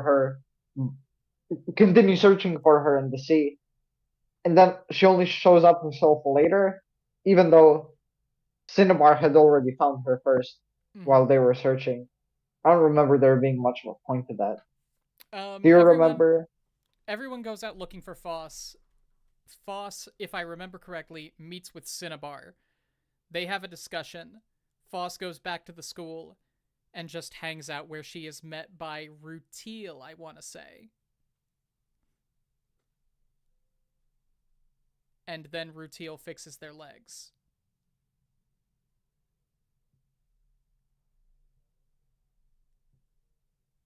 Yeah, and they did that while everyone else was searching at the beach, Mm-hmm. right? Yeah, Foss did not get the word out that they were home. Yeah, kind of silly. I don't know. I think another just maybe it's kind of a nitpick, but I'm not really sure why they couldn't find her legs. Like this, they didn't go that far out from the beach, and I mean, it was her legs couldn't really be taken farther from that area. even if they didn't go that far from the beach. That the sea is big, my dude, and legs are small. Yeah, maybe just caught in the sand somewhere. Mm-hmm. But I mean, like, okay, also think of it this way. You're an immortal gem person. You don't even need to go to the surface to breathe. You can just kind of chill at the bottom of the sea. And you spend your days not really doing anything that noteworthy. Didn't the Lunarians Seems took like her you'd have enough legs. time. You think? Insert I don't name know. here questions if the Lunarians took their legs. I vaguely remember the Lunarians taking their legs. Isn't that why they didn't have legs? Not. No. I mean, I think if I Okay. remember right, what happens is not that any Lumerians go away. They all just die as a result of that fight Mm-hmm. over the price.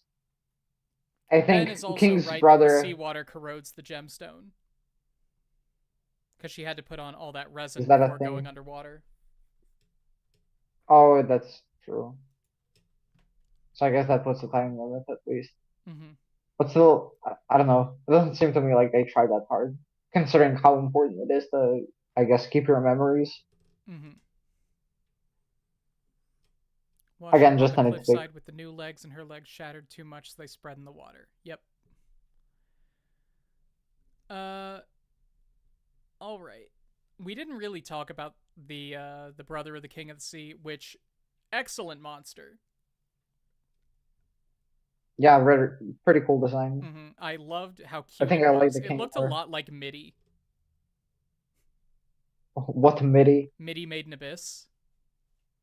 Oh, I haven't watched Made in Abyss, so I Well, wouldn't know. I know what we've gotta propose for the next time then. My favorite romance Not anime, Made in possible. Abyss. You gotta break your own rules for that, Yeah, but they're my rules. 2 seasons. And a movie. The Tyrant. Uh, This is now a Made in Abyss club. mm-hmm. All right. Who's slightly larger than MIDI? Yeah, but big MIDI. Okay. Episode 6. Maybe just change your video feed Gonna give Fire King position another again. second. I mean, he said, okay, I have to go in the chat, so I feel I like did this will not. be I did maybe a not bit see more that. You're permanent. right. I'll fix it. There, I mostly fixed it. There, I mostly fixed it. That's okay. First battle. Following another Lunarian battle, Yellow Diamond discovers that Foss is having trouble controlling their new legs. Theorizing that this speed is allegedly the result of Foss's hidden potential being fully unleashed, Congo assigns Foss to join the twins Amethyst 84 and 33 on lookout duty, while also becoming perturbed when Foss vaguely recollects something concerning humans. While the first 2 days of lookout duty proved to be mentally exhausting, Lunarians appear on the third day, bringing with them a new type of Lunarian that ensnares the Amethysts and shatters them. As Congo and the others arrive to defeat the Lunarians, Foss is confronted by Bort over what happened. I hate the Amethysts. They're kind of weird. All my Is it homies because you hate the get? Amethysts. But okay, I mean, I have to admit, I don't see why you'd have such an irrational hatred Hate. of them. They're creepy. But They're why? awful. They clang their heads together. Okay, I mean that's kind of weird, but consider again, these are gem people. Nothing's They really clang their gonna happen heads for that. together. They're awful. They're bad. Ben says they're a bit one So, note, and that is also true. I mean, they definitely are one note, but I don't know. Like, is it just the vibes? Is that it? It's just vibes. You don't like the vibe of? Mm-hmm. Okay. The amethyst fight is what got me into this show. I mean, I remember it being pretty cool, but it's not one that like stands out. Yeah. And then I don't know, like even the takeaway at the end is just like, oh no, I'm Foss. I'm not good at combat still. I'm so sad. I feel sad about being useless. Which I Mm-hmm. guess maybe is kind of a change from the earlier episodes where she doesn't even care that she's useless Mm-hmm. because she's just so self-absorbed. Right. Um, I feel like, well, there's a reason this episode is called First Battle, right? Because this is the first time that Yeah, Foss ever actually tries to fight the Lunarians, and they can't do it. Uh, can't even yeah, try. Which is, it's always such a good moment when somebody is confronted with the thing that they wanted and realize, oh, this is actually not what I wanted at all. Thank you. yeah. Uh, And I mean, even though her legs don't come in that useful, mm-hmm. I mean, maybe unsurprisingly. Yeah, I don't remember anything else really happening in this episode. I don't It's think just it's explained much, but direct contact between gems without clothes causes them to shatter or their microbes get weird. That. But Rutiel. Does Rutiel wear gloves?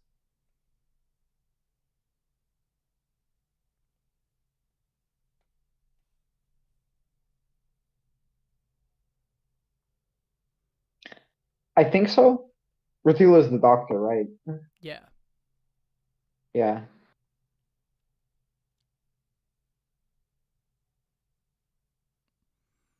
Rutiel and the harder gems all wear gloves. Alright, that's interesting.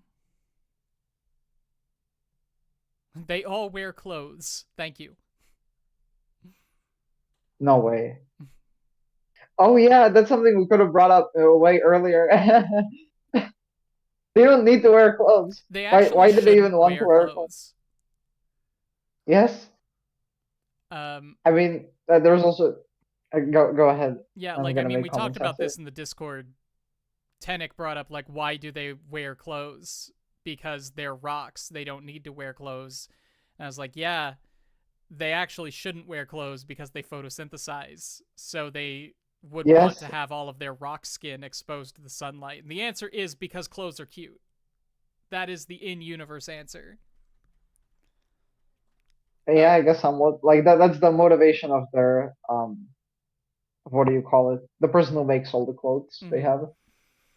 No, the real answer is because you can't expect to have a manga full of naked female-coded characters and hit the same demographic. Right, but like, okay, imagine not just that they were naked, but also that they didn't wear the powder that makes their surface look like human skin. Yes. They would actually just look like gem people, right? And that would really be NSFW. Mm-hmm. Um, so I'm thinking there probably is an in-universe explanation. My thought would be that I don't know. I guess Sensei is a Lumerian, and he brought in some, I guess, Lumerian fashion standards, like Fred mentions that looking like you have Sensei a is skin and teaching them to be clothes. human, which is interesting. Yeah, Humans wear probably something clothes. like that.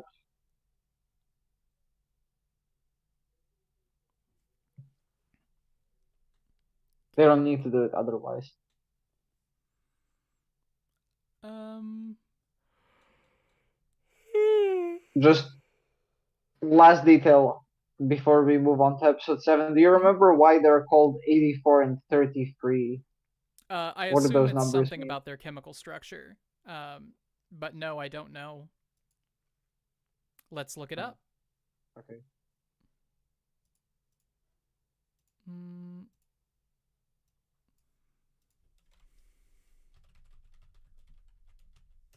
Amethyst 84. Let's see.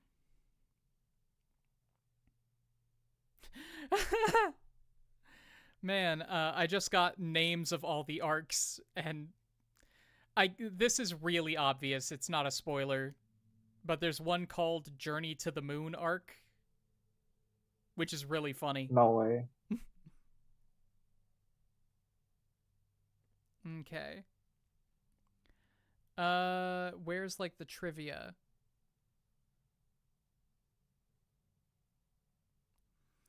The nicknames are a reference to Japan law twinning, a type of gemstone twinning.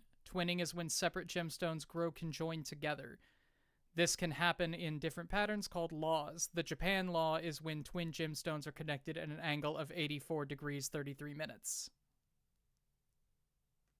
Oh. That's so specific. I mean, I'm not surprised. Like, clearly the author has a thing for gems. Mm-hmm. You wouldn't really make a manga about gem people If you you didn't didn't, know it's trivia true. like this.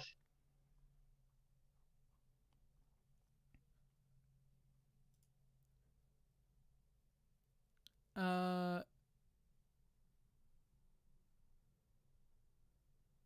provides a source of mental stimulation to have changing clothes, I guess. The angle between twinning. Karga is right.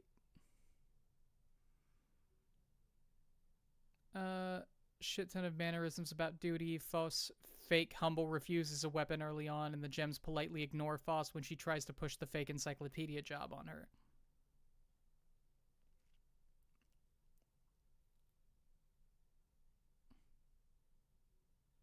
Okay. Uh,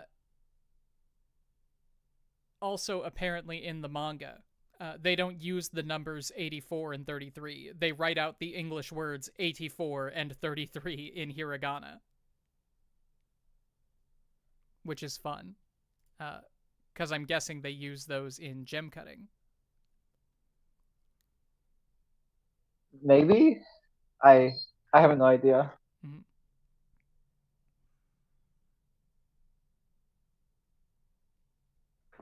Okay. So should we go to episode 7? Episode 7. Let's go for it. While the other Lustrous undergo winter hibernation, Foss is unable to sleep and joins up with Antarcticite, who serves the only Lustrous on duty during the winter. As the two cut down ice floes to keep the noise down, Foss hears voices coming from one of the floes, which lures Foss into the water and bites off their arms. That's it. Wait, it already happens by the end of episode 7? Episode 7, it seems. This is one of my favorite episodes. Yeah. I mean, it's one of the only significant ones, if I'm being honest. Fair enough. Aggressive water. The relationship between any two of the three waking characters is really good. I love the relationship between Foss and Antarcticite. I love the relationship between Foss and Sensei, and I love the relationship between Antarcticite and Sensei. And only one of them is a little bit uncomfortable.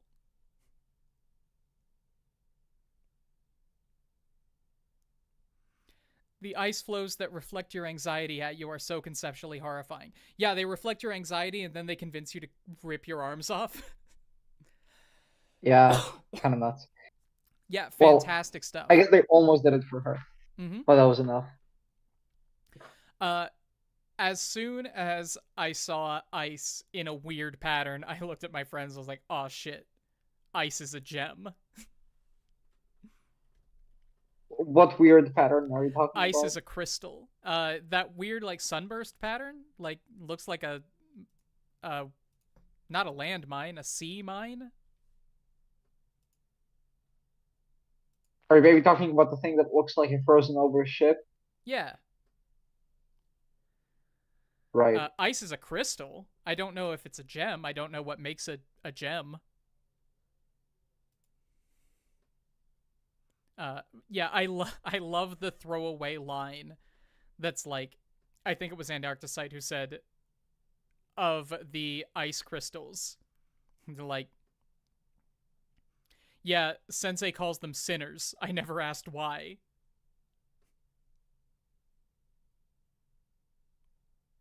I imagine it's a gem weird. that Sensei couldn't raise because it melted, but Antarcticite also melted. Ice has a crystal structure, so it is a gem. I'll trust you. I'll trust you, Karga. You seem to know what's going on with geology.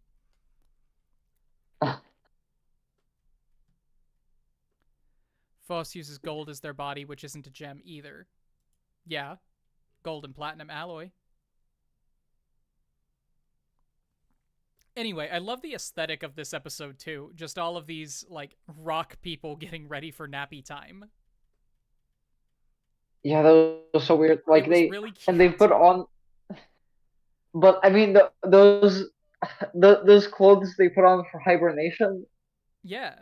I don't know. That strikes me as just so weird. Like, why dress so elaborately? Why not? Just get all your comfy clothes Because on and make a pillow for it. and I mean I mentioned this in the Discord chat as well already. I think though the thing that definitely makes it more weird is that I mean I don't know the fact that Sensei is there. Mm-hmm. I it just makes him feel like some kind of weird harem master. Maybe it's Whatever do the you mean? associations I'm making are like I mean he's the only masculine character in a cast of entirely feminine characters, and Yes. they're just like that. That's kind of weird to me. What do you mean? But I don't know, maybe. I don't understand. Are you serious? Yes, explain. I don't like. I'm not sure how to explain further on it. It's just this kind of weird vibe I get. Mhm. Yeah, when they all Like stand that's up what and I'm say saying. goodnight to Sensei, that is very culty. Uh, Yeah, I mean maybe it's also that they're also clingy with regards to him. They all love him. mm-hmm. Of course, Sensei himself doesn't act in really what I would consider a creepy way. It's just the whole situation is kind of weird. Yeah. No, Sensei is fine. No problem with Sensei or his behavior, except that he's probably secretly evil or something in a very complicated way. Uh, no problem with Sensei from a strange standpoint. Just weird vibes, man. Yeah, A person and their sentiment pets.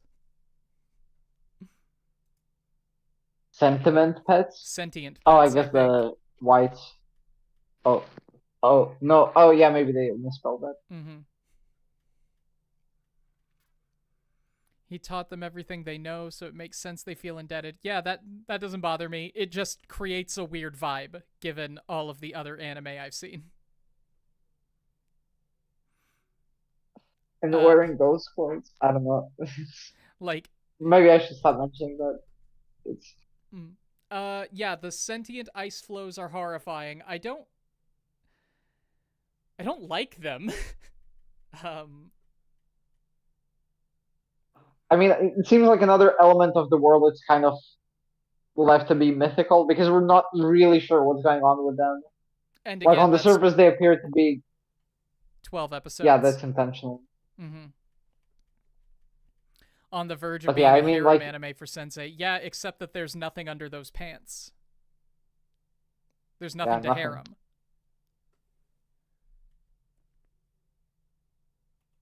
Well, I mean, I guess. It's rocks. Never mind. Yeah, it's rocks. Something It's just something rocks. get rocks off. If you think about what gems are, it makes sense. Any other element in the show has a will. Um, yeah, I guess I don't know enough about Eh? geology to say. I mean, but like, okay, if we're saying these ice is a gem, are we saying that every like block of ice that's in that sea is like a single person, or are we saying all of that ice in that entire area somehow constitutes a single being? I think that might be why the ice doesn't have like a distinct personality. It's so spread out and constantly shifting into different like combinations of ice. Depends on the Yeah, weird microbes and how spread out they are. Yeah, and they would be very spread out.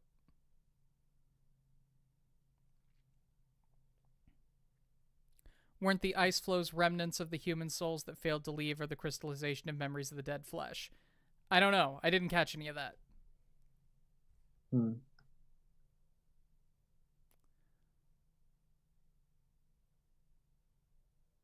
Gems Can need you to be hear me? sculpted to. Yeah, I can hear you fine. Okay, good. I think I broke out. Gems need to be sculpted to start acting like a person. Okay. Hmm. Interesting.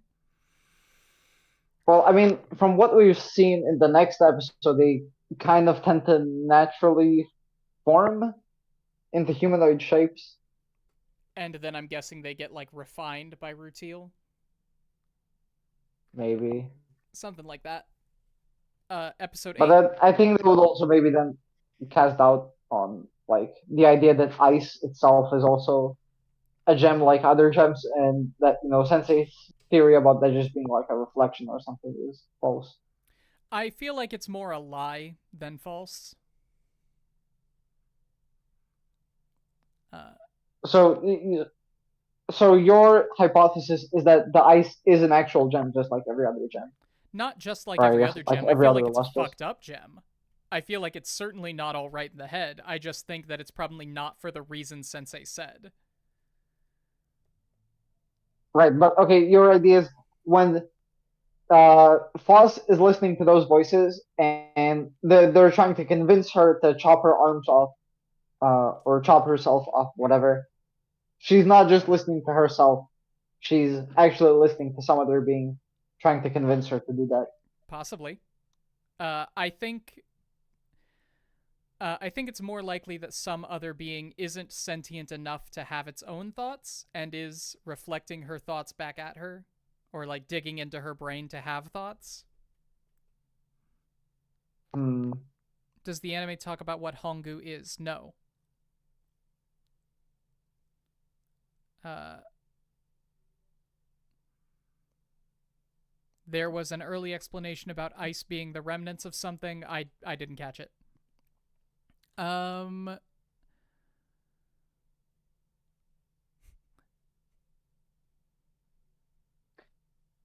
I Much as mean, Fos struggles in winter, I do appreciate that they're trying to improve in terms of nerves and motivation. Yeah, Foss's determination to improve is really shown in this whole arc. And it does culminate with the ice being able to manipulate them into making a bad jump and falling backwards into the ice floe. Uh, but yeah, that entire situation is terrifying and very well done.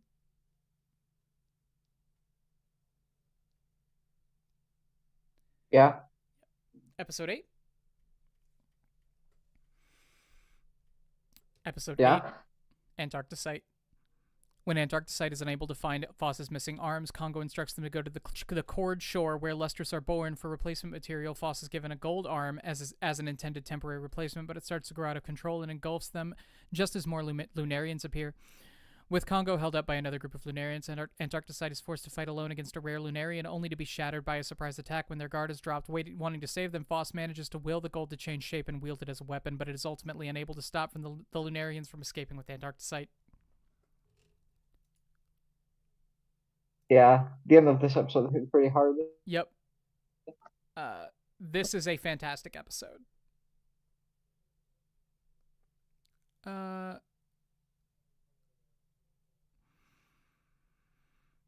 yeah.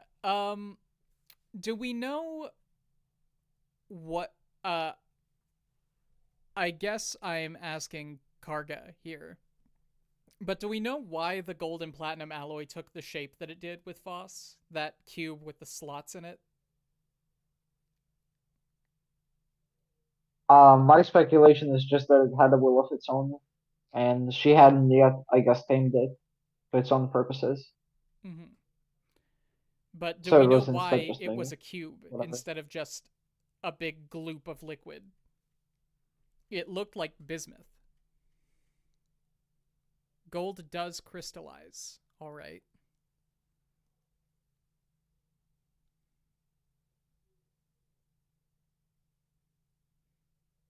Gold crystallizes. She loses her legs when she Well, chooses to search for the truth and loses her arms when she tries to improve herself through physical work. That's interesting.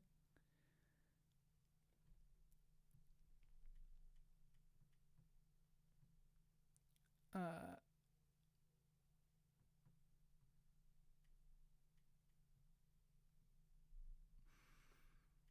its male is cube shaped. Okay. Um, Anyway, I was just asking. I figured there was some kind of geological reason. But the creepy liquid gold hands, like they were just trying to help, but the gold and platinum hands that kept like swarming on Foss's face. Yeah, Yeah, that was pretty weird. that's insane. Uh Excellently animated I too. How they kept like folding in on each other. There was something else that behaved like that too. What am I thinking of? Uh You mean in the show? yeah. Mm, might have just been the Lunarians folding onto each other like that. Cinnabar's Hmm. Quicksilver. No, that's a completely different thing. That it's like Cinnabar's Quicksilver in a completely different way.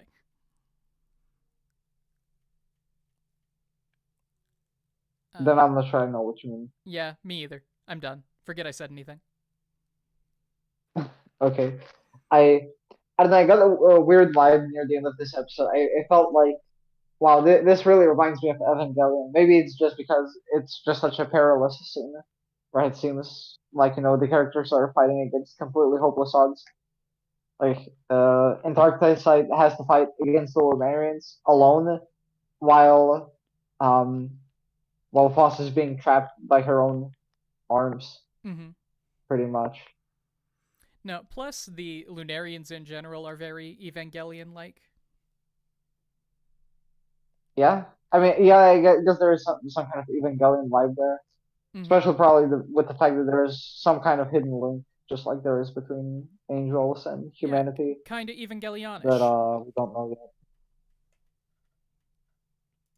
I think also for some reason, Foss reminded me of Shinji in this episode. Maybe that's just because of the aforementioned like tension. I'm not sure if they have like any real similarities other than that. Just I don't know. I think that there are similarities. It's been a long time since I've watched Evangelion, but the constant desire to improve and the inability to do so without harming yourself.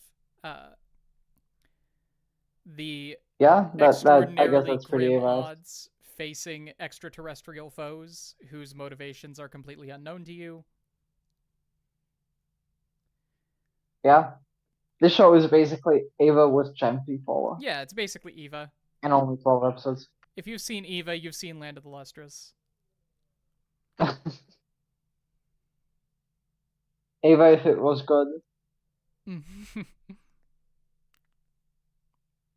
Um, but yeah, I feel like you said earlier that you like the dynamic Antarcticite has with both boss and sensei.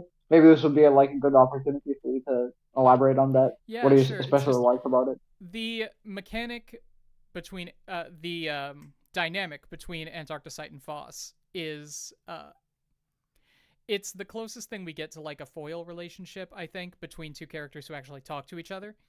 Um, Hmm. because you have Antarcticite, who is basically as close to perfect as anybody gets in this show. They completely kill it at their job every single year, have never failed at anything except for seducing Sensei. Uh, and then Foss comes along, who is totally incompetent and only wants to improve, but improving is hard. So maybe don't make me improve too fast. Which I thought was such a good sentiment there.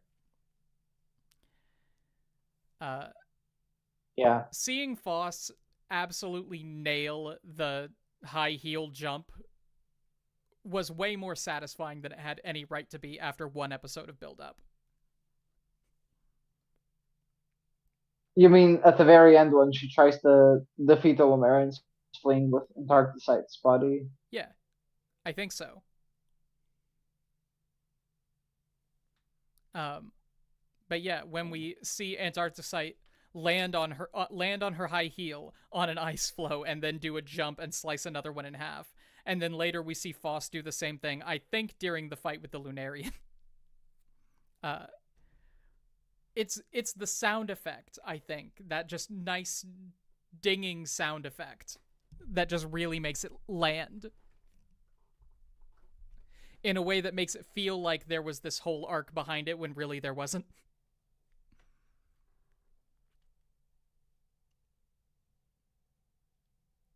Uh, so yeah, Foss loses Yeah, I their have no arms, comments. gets their arms back. Uh, Arms real heavy. Yeah, which is pretty interesting because that basically completely undoes the whole thing with being fast Yeah, thanks to her feet. mm-hmm. That is the one thing is when Foss mentions, I think it's next episode, that because of all of this extra weight from the alloy, they can't be fast anymore. That's so sad. Yeah, It's more give and take, right? Like even even the new things that Foss has adopted after getting rid of part of herself, uh, she has to negate those new improvements to keep improving. Uh, Totally yeah, and crazy. I feel like the price especially is higher because so first she wants to get better, so she loses her arms, and then to get new arms, uh, they try to find the alloy, and that basically then she pays that with basically the price of Antarcticite because they wouldn't have been in such a danger if they didn't need to do it, Mm-hmm. and then she has to deal with that for the rest of the series, pretty much. Yep. Just the weight of her, I guess, consequences, the weight of the consequences of her actions, Yeah, the to weight of be not being good enough. more precise. Yeah. Uh, Episode 9? I think. Okay, I mean, you talked about Antarcticite and Foss. Do you have anything to Not say about Antarcticite and Antarcticite Sensei. Yeah, and Sensei? that Yeah. one just made me very pleasantly uncomfortable. Uh, I don't Really? I don't think there's anything deep to it. It's just it's a whole notice me senpai archetype. Uh, I guess. I feel like Sensei has that with a lot of characters. yeah, but Antarcticite is Well, like most different. of the cast. Like Because she gets to her own. Usually Yeah, Antarcticite yeah. is the usually Sensei is the only person that Antarcticite ever interacts with, so that does make it different. Yeah, yeah, definitely.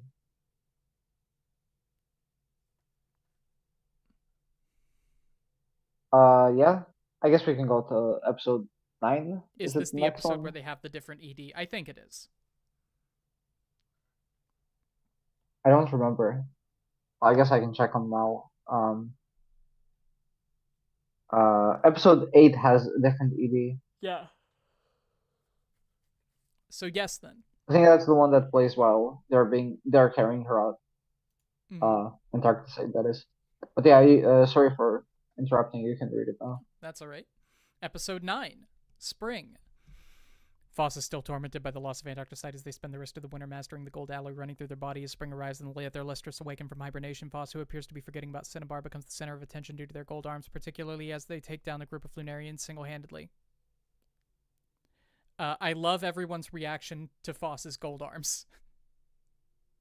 Yeah, I felt a And bit odd about it. Like everyone suddenly becomes an infant, or behaves like in what I'd only call an extremely infantile way. yeah, uh, I don't know. I like it. I think it's uh, I think when you live the way that these people do and you never see anything new in your entire life and suddenly one of your friends has drippy gold arms, you want to see what they can do. Makes sense to me. Yeah, I mean that makes sense. That I'm not opposed to, but I think it's just the way they express that Mm-hmm. wish. Like they're not willing to wait in the line or be patient or give her any space. They're just Yeah. like they have their wishes. They're gonna get them fulfilled right now. Yeah, sure. No, I see that. It was a little much. I guess maybe it's just a part of the show that's more like a I don't know. It's kind of anime-ish, if that makes sense. Mm-hmm.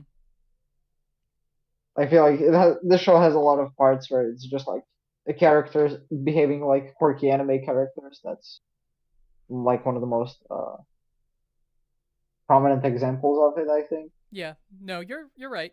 Uh, I thought it was cute, but you're right that it was a little overdone.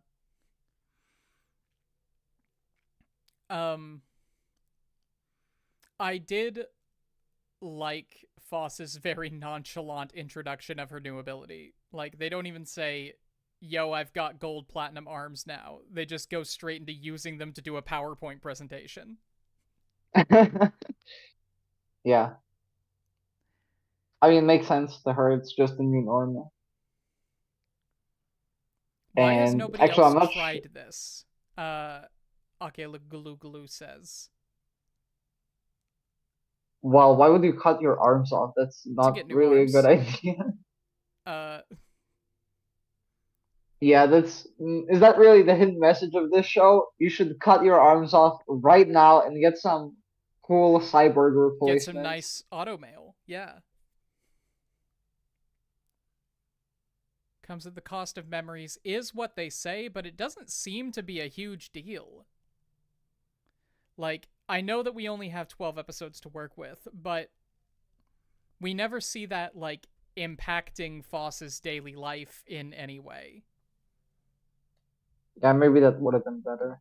But I do feel like this second time of her losing memories was more impactful, largely because of what we already mentioned about forgetting Cinnabar. Mm-hmm. I think there was something else important she forgot, but I forgot, It was Jade and one other person. I Alexandrite? guess. But yeah, insert name here is right. It's that they aren't sure if the inclusions will take to the new limb before they fuse it on. But like you can try it and just keep the old limb around. You don't have to throw your limbs into the ocean like Foss does. If it doesn't Hmm. take, just cut it off again and put the old one back. This is why this is such a Delusian anime. The new bits need to be compatible with the body, yeah.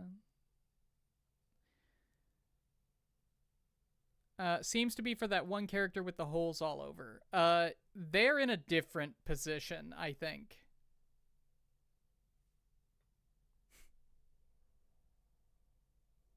Uh, yeah, Foss specifically seems to be good at integrating new things into their body.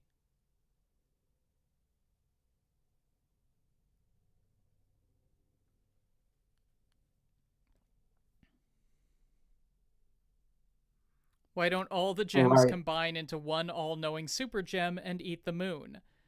Uh,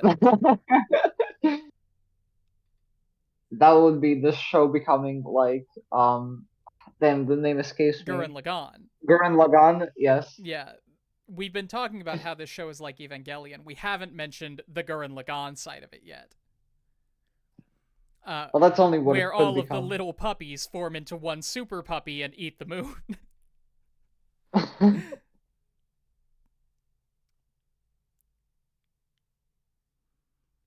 uh, their inclusions are the things that are damaged. Yeah, Podparacha is the opposite of Foss when it comes to adapting new things into their bodies.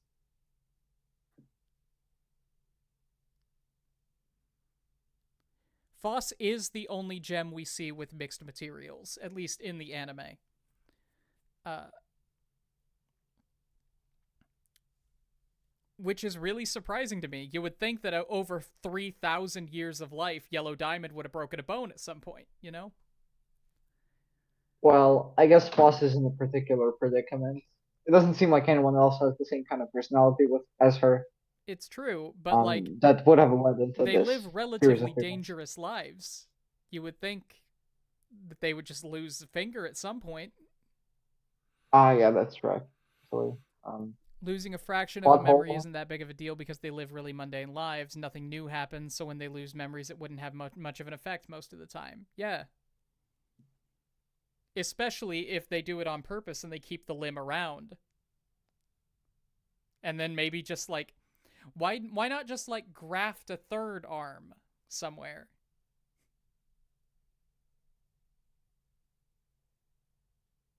Maybe they I just never considered that to be a thing until Foss lost their legs in the sea. Maybe they should have had an encyclopedia. Man, if only someone was doing their job right. Okay. Uh,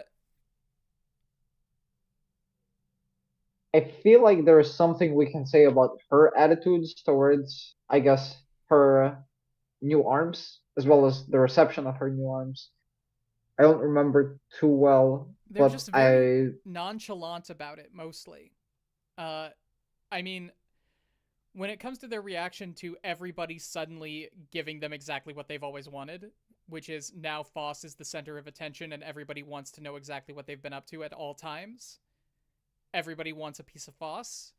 Uh, it's very interesting that now they are crawling to Sensei and saying, "Hey, get these people off of me." yeah, be careful what you wish for, I guess. Mm-hmm. Old Foss would have been like jumping up next to Bort saying, "Yes, please cut me open."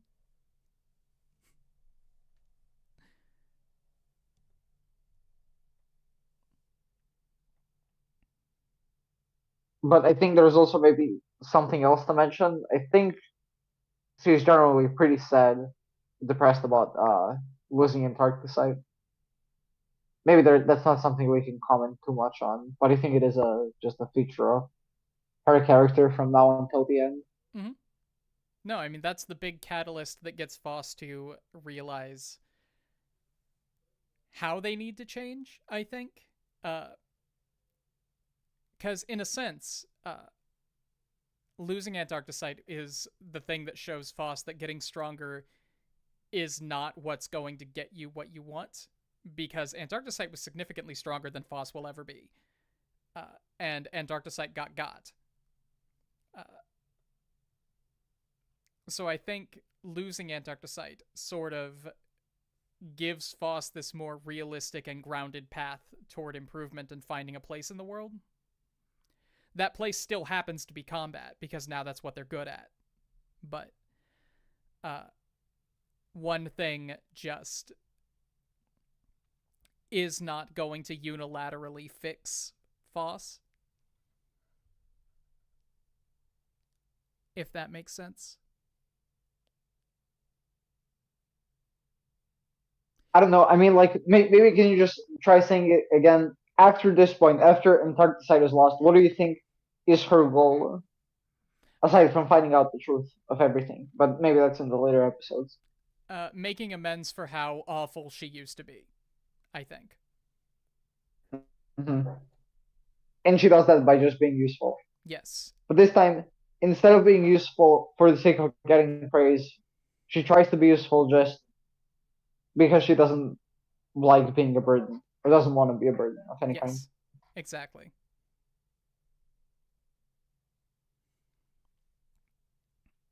Episode 10. Sure. Episode 10, Shiro.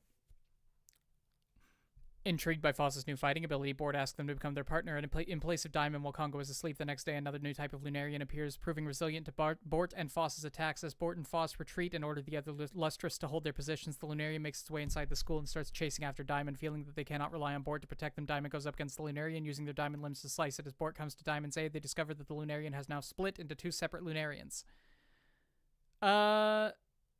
Big plot episode. Yeah. Well, I mean, I don't know. I feel like this was kind of a monster of the week fight, A which little bit. maybe I'm not sure it's appropriate to more say. important later. Probably. I mean, especially in the next episode. But for Mm-hmm. now, it's just oh, Lunarian appears. They gotta fight him. Yep. Bort throwing That's it. Foss was very funny. Uh, does Foss even remember how she used to be? Uh, that's very interesting. I didn't consider that. Considering how few memories Foss has seemed to have lost, uh, both times she lost limbs, I think probably. But it would be interesting if not.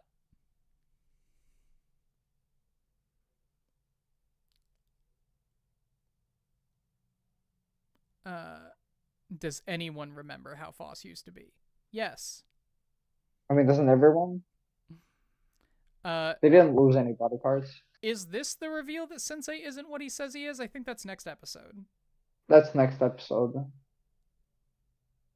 Well, I mean, Oh that was kind of yeah, there's hinted that whole before. conversation where Foss says that they're jealous of their past self. Yeah, I think that's also in one of the later episodes. That is in one of the later episodes, but yes, Foss does remember how they used to be.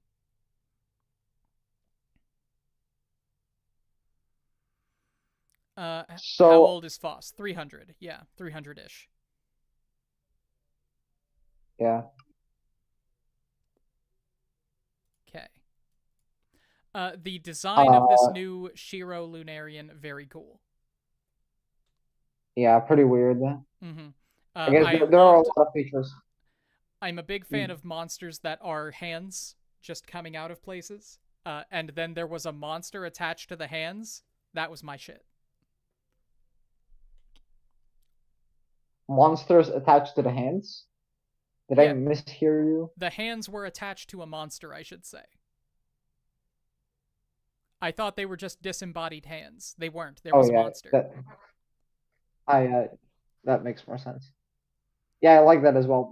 Like you just have these weird gates, and then they just ripped the gates open to fully enter. That's good I guess stuff. the land, the The island, land of the lustrous. the land of the lustrous. We said the Copyright. thing. We said, yeah, we did say Okay. All the stuff that we need to talk about Shiro is for episode 11. So do we just want to get there? yeah. Okay. Episode 11 Secrets. The Lustrous discovered that every time they slice through the Lunarians, it splits into increasingly smaller clones of itself, eventually winding up in a tiny dog-like form. After almost all the smaller pieces are found and caged, the Lunarian reforms to its original size and is tamed by Congo, who refers to it as Shiro. As Foss ponders about the relationship between Congo and Shiro, Cinnabar, who had come across Shiro's final piece, reveals that the others are aware that Congo has an apparent relationship with the Lunarians that Congo is keeping secret, but they still follow Congo regardless. After Shiro regains all its pieces and disappears after finding peace, Foss helps Rutiel find ruby fragments to successfully restore Podparasha, a lustrous who is laid dormant due to the holes they were born with. That makes no sense. I have to say Uh, that's what I found pretty confusing. Everything about Podparacha, I think, should not have been in this season. Yeah, I feel like that's maybe a clear indicator that they were following the manga way too closely. Mm-hmm. So she was born with those holes. She functioned at one point, but then at one point stopped functioning because of the holes she had the whole time. Yeah, And it's not then explained very well. Is the only thing I can think. It has to make sense, but they don't explain why it makes sense. yeah, and then I'm there's sure also the that fact that she's already gone. Podparacha is a great character. They seem like it,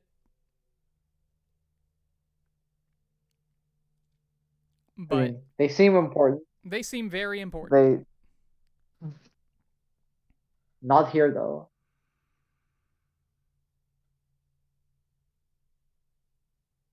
Yeah. So Shiro is a dog, Shiro's a pretty much. Lunarian dog. Really big one.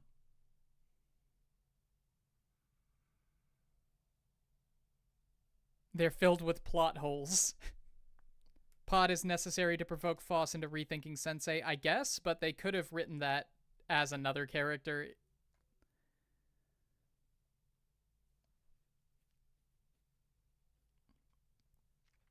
Uh,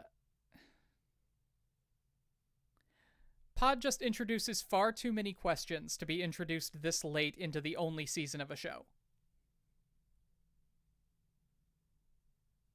Who? Pod Parasha. Oh yeah, the dog. Wait, is that the name of the dog? No, that's the gem with the holes. Oh yeah. Never mind. Sorry. I had to rejoin the call again Mm-hmm. because I was breaking out. You were breaking out. Yeah, that's fine.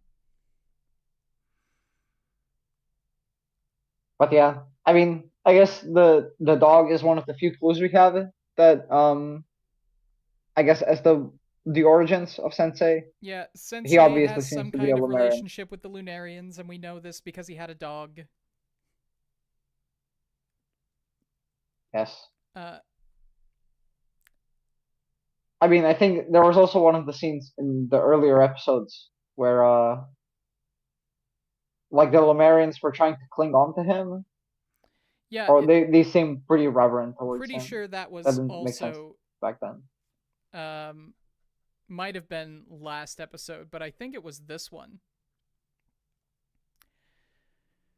I'm pretty sure the other Lunarians were trying to keep Sensei at bay by basically just bowing at his feet so he couldn't move, uh, which is very interesting. Makes you wonder if he's some kind of revered figure up on the moon, too. Maybe every time he meditates, he's actually going to the moon. Yeah, but I guess that's the thing. Like, I mean, I guess it's not hard to make those inferences. It's just it kind of ends there. There's Mm-hmm. not that much more to say other than I don't know. Go read the manga. They probably have the answers, right? Yep. Makes you wonder what kind of nonsense the author comes up with in the manga. I do wonder. I would like to know, and I will eventually read it. Eventually, trademark. Mm-hmm.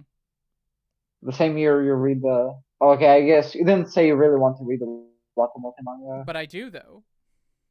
You do? Okay.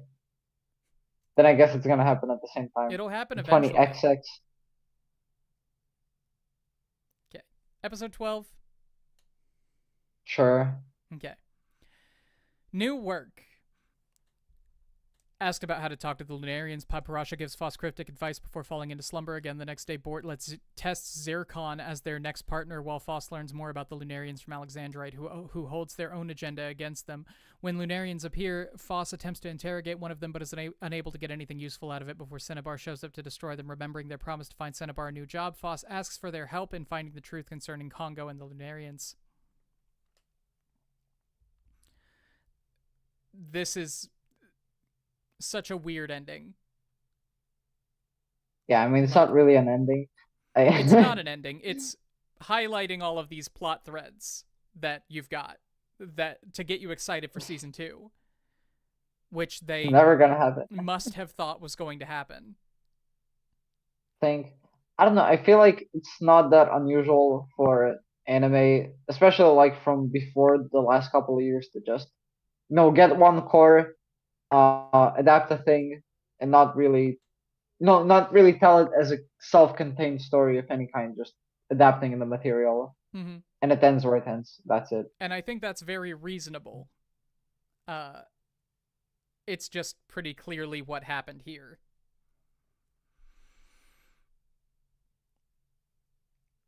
Uh, Yeah. I mean, I do think that the if you actual ending, the very last scene, was very good. It has stuck with me since I first watched the show. I have to ask why, because to me it just seemed like kind of a trying to make an ending out of something that just wasn't going to be one. Well, I thought it was very specifically not trying to make an ending. It's it leaves things very open ended in a way that I thought was kind of satisfying in a way. I mean, I guess to clarify what I mean, of course, the episode as a whole is not an ending of any kind. It doesn't even try to be an ending really, but then the last like minute or two still tries to, I don't know, put a wrap on it. Uh, like the whole core that we've been watching has been, I don't know, working up to something, to some kind of conclusion, and we're seeing it now. Mm-hmm. That's where I wasn't like totally convinced. Yeah. Well, there wasn't a conclusion. They aren't really trying to make it a conclusion. It's like somebody else said, these first 12 episodes are the prologue of a story that doesn't happen.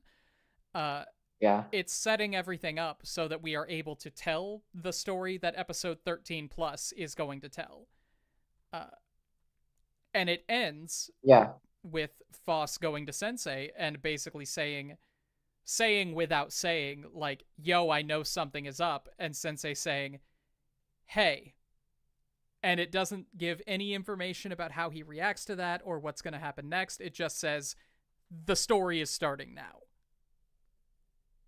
Oh, and is that specifically what makes you think they hoped for getting a season two? They hope to get a season two. Of They course. I mean, expected to who get a doesn't hope season to two. get a season 2? But mostly that there is no proper ending to this makes it pretty clear that they were expecting to get a second season. Yeah, something to lead off that cliffhanger. Mm-hmm. And that's it. That's 12 That's it. episodes. People in the YouTube chat. Well, first I should ask Tennick, I suppose. Tennick, is there anything that you wanted to talk about that we didn't really touch on? Mm, maybe Foss's relationship to Sensei. I feel like that's something that may be recurring enough that we didn't talk about it in any specific episode. It's Might be true. important enough to say something about it. Um, Do you think? do I think? Yeah, just do you think there is? Yeah, do you think there is something important to say? Not much more than we've already said. I do think that there's this really good relationship between the two of them, where Sensei is trying to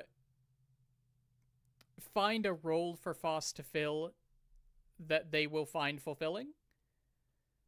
Uh, it's it's good that Sensei uh,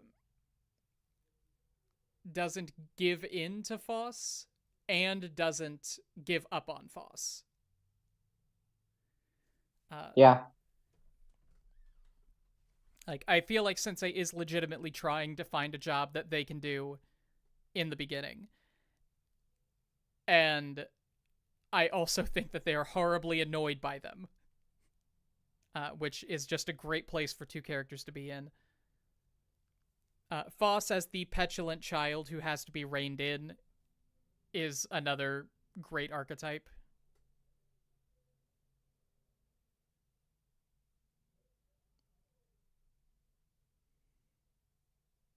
yeah.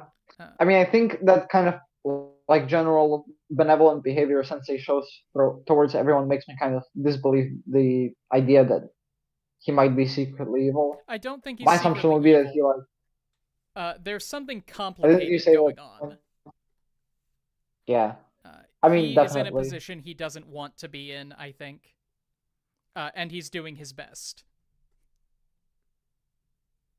I would definitely imagine that he might be some kind of Lemurian that came down to Earth because he was against what they were doing to gem people. Mm-hmm. That's why he's trying to protect them. I think that would all sit pretty well together. Yep, definitely. It's wholesome with the characters and their relationships, but then there's so much dark stuff and it feels heavy. Yeah, the mood of this whole story is very good.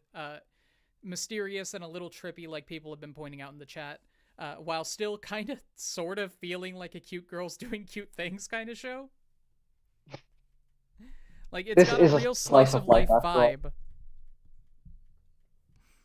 Uh, when that very clearly is not what it is. And I like it. Yeah. I don't know of anything else that really feels like this. Maybe it's the fact that it doesn't have human characters actually. That's something that we see very infrequently in, It's I guess, true. just media in general. Cute Even in girls doing fantasy, cute it's body always horror. basically people. All right. Yeah, I mean, aside from that, we also said we might speculate about About where the where the story story goes from goes here, from right? here. Yeah. I mean, I saw the So names do you of all have the any, arcs, but they didn't spoil anything except that they eventually go to the moon or try to go to the moon. which isn't really surprising? No. Um I mean, like I said, Sensei has something complicated going on. I feel like uh I don't feel like he was the ruler of the Lunarians or anything like that. I think he was a respected person in Lunarian society. Well, the Lunarians seem kind of like a hive mind, you know? So it's weird to think that they would have a leader. Maybe. Maybe like Well, actually, actually. What makes you think they're a hive mind? Because if you kill one, they What all about it appears disappear. that way? Is that the case? Seems to I be. felt like, I mean, oftentimes they kill like the central person in the center, like the big guy in whatever like the hunt is, Mm-hmm. the hunting crew is, and the other small guys still stay around. I Mm-hmm. don't think I'm misremembering that. Yeah. Uh, the big thing that makes them seem like a hive mind is that they don't seem concerned to die at all. Except for the That's one true. Foss was choking. Like, Foss kind of woke one of them up, which was weird. F.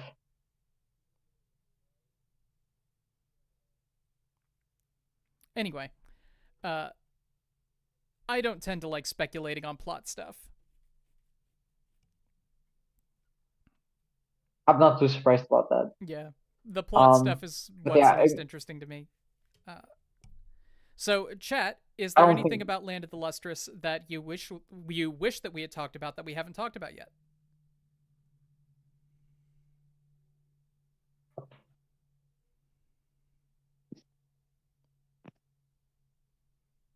Can you talk about the manga? I can talk about It's ongoing, the I've heard. manga.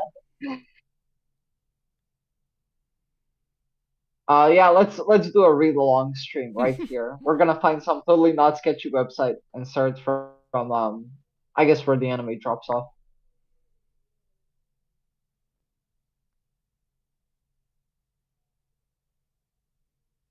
A lot of gems got zero screen time.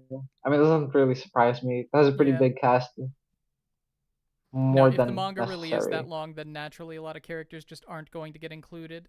Uh, the representation of the gold alloy is a symbol of Foss's emotions. I don't understand. What do you mean? Design of the Lunarians is very interesting. What do you think about that? I like it. It's incredibly out of place with the rest of the art style, which I think works very well in kind of a Madoka way. I like the Indian influences and all of the dharmic symbology. Uh, just makes for a very Yeah, that's menacing pretty villain. interesting. Yeah, I feel like there probably is a lot of Buddhist like analysis you could do with regards to Buddhist symbolism to figure Absolutely. more stuff out. I can't really figure anything out from this. Uh, Yeah, the because Buddhist after all, symbolism. Sensei is a monk. I don't I don't have it. I don't know what it is. I'm not a Buddhist. I wasn't raised in a Buddhist culture. Diamond and Bort. While Diamond doesn't feel able to keep up, I think Bort's inability to be kind or sensitive in the way Diamond is repeatedly cause problems and causes Diamond to put themselves in danger. I agree. There's something to be said about the importance of decorum in a situation like that. I relate. I sympathize with Bort a whole lot because I am also typically a pretty unsympathetic teacher. But that's because that's the way I like to be taught. I like things to be very straightforward. Say, no, you're doing this wrong. This is how you do it right. Do it again. Uh, but yeah, I see how that's absolutely not the tack to take with someone like Diamond.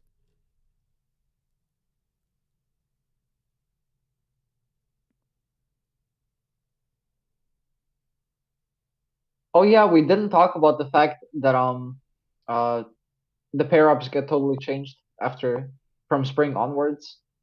Like that Bort first one becomes partners with Mm-hmm. Foss for a time before changing to To Jasper. whatever that. Yeah. Yeah, I don't know if there is much to say about that. I guess just the fact that Foss got the respect of Bort now because she's good at fighting. Yeah, Foss got the respect that they wanted. Opinion of Big Little Dog. Adorable. I love Little Dog. Uh, Giving Diamond a stuffy little dog was so adorable.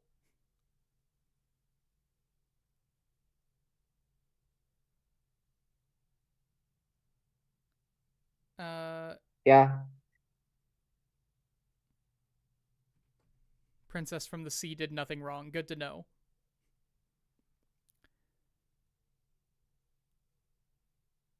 Manga is ending in 3 chapters. That's good to know. Uh, the manga is unhinged. I love unhinged.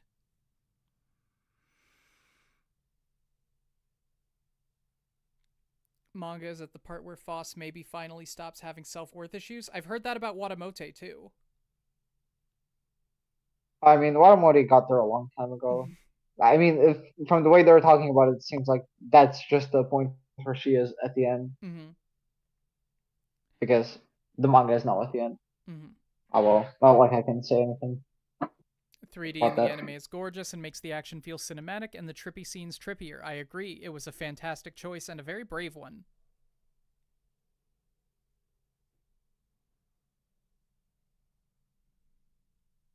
That's what I don't really get here. I don't think I heard it before either, but like not at any point in this show did I feel like it looked trippy to me. Uh, Some of the stuff under the I don't know, sea, maybe mostly underwater stuff. really. Yeah, Hmm. that's just like my Like opinion, what man. when she goes with the king? I think they're mostly talking about the manga, though. Do you think we'll ever get a season Maybe. 2? No, I don't. Like, if the I manga think it's really is possible. wrapping up right now, this is the time. Yes, it is Studio Orange. Like the cash in. Mm-hmm.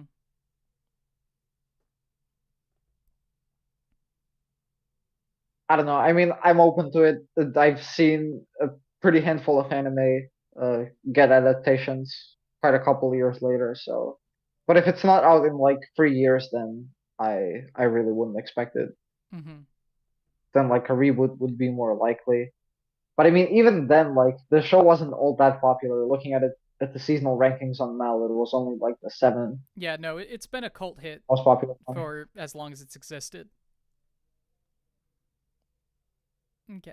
which always felt kind of wrong to me. I always felt like it was more popular than it really was.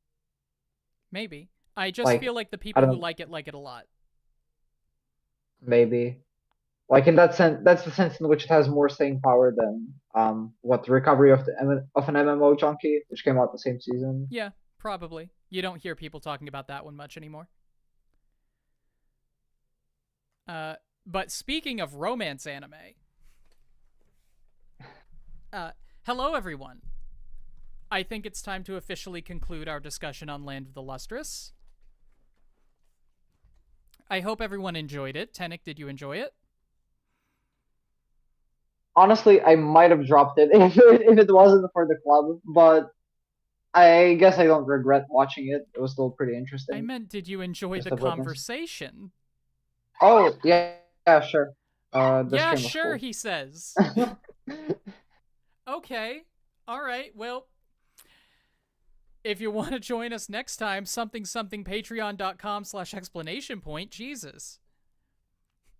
All right. Since next month is February, we have decided that our theme for our choices that you all will get to vote for is romance anime for Commercial Love Day on the 14th.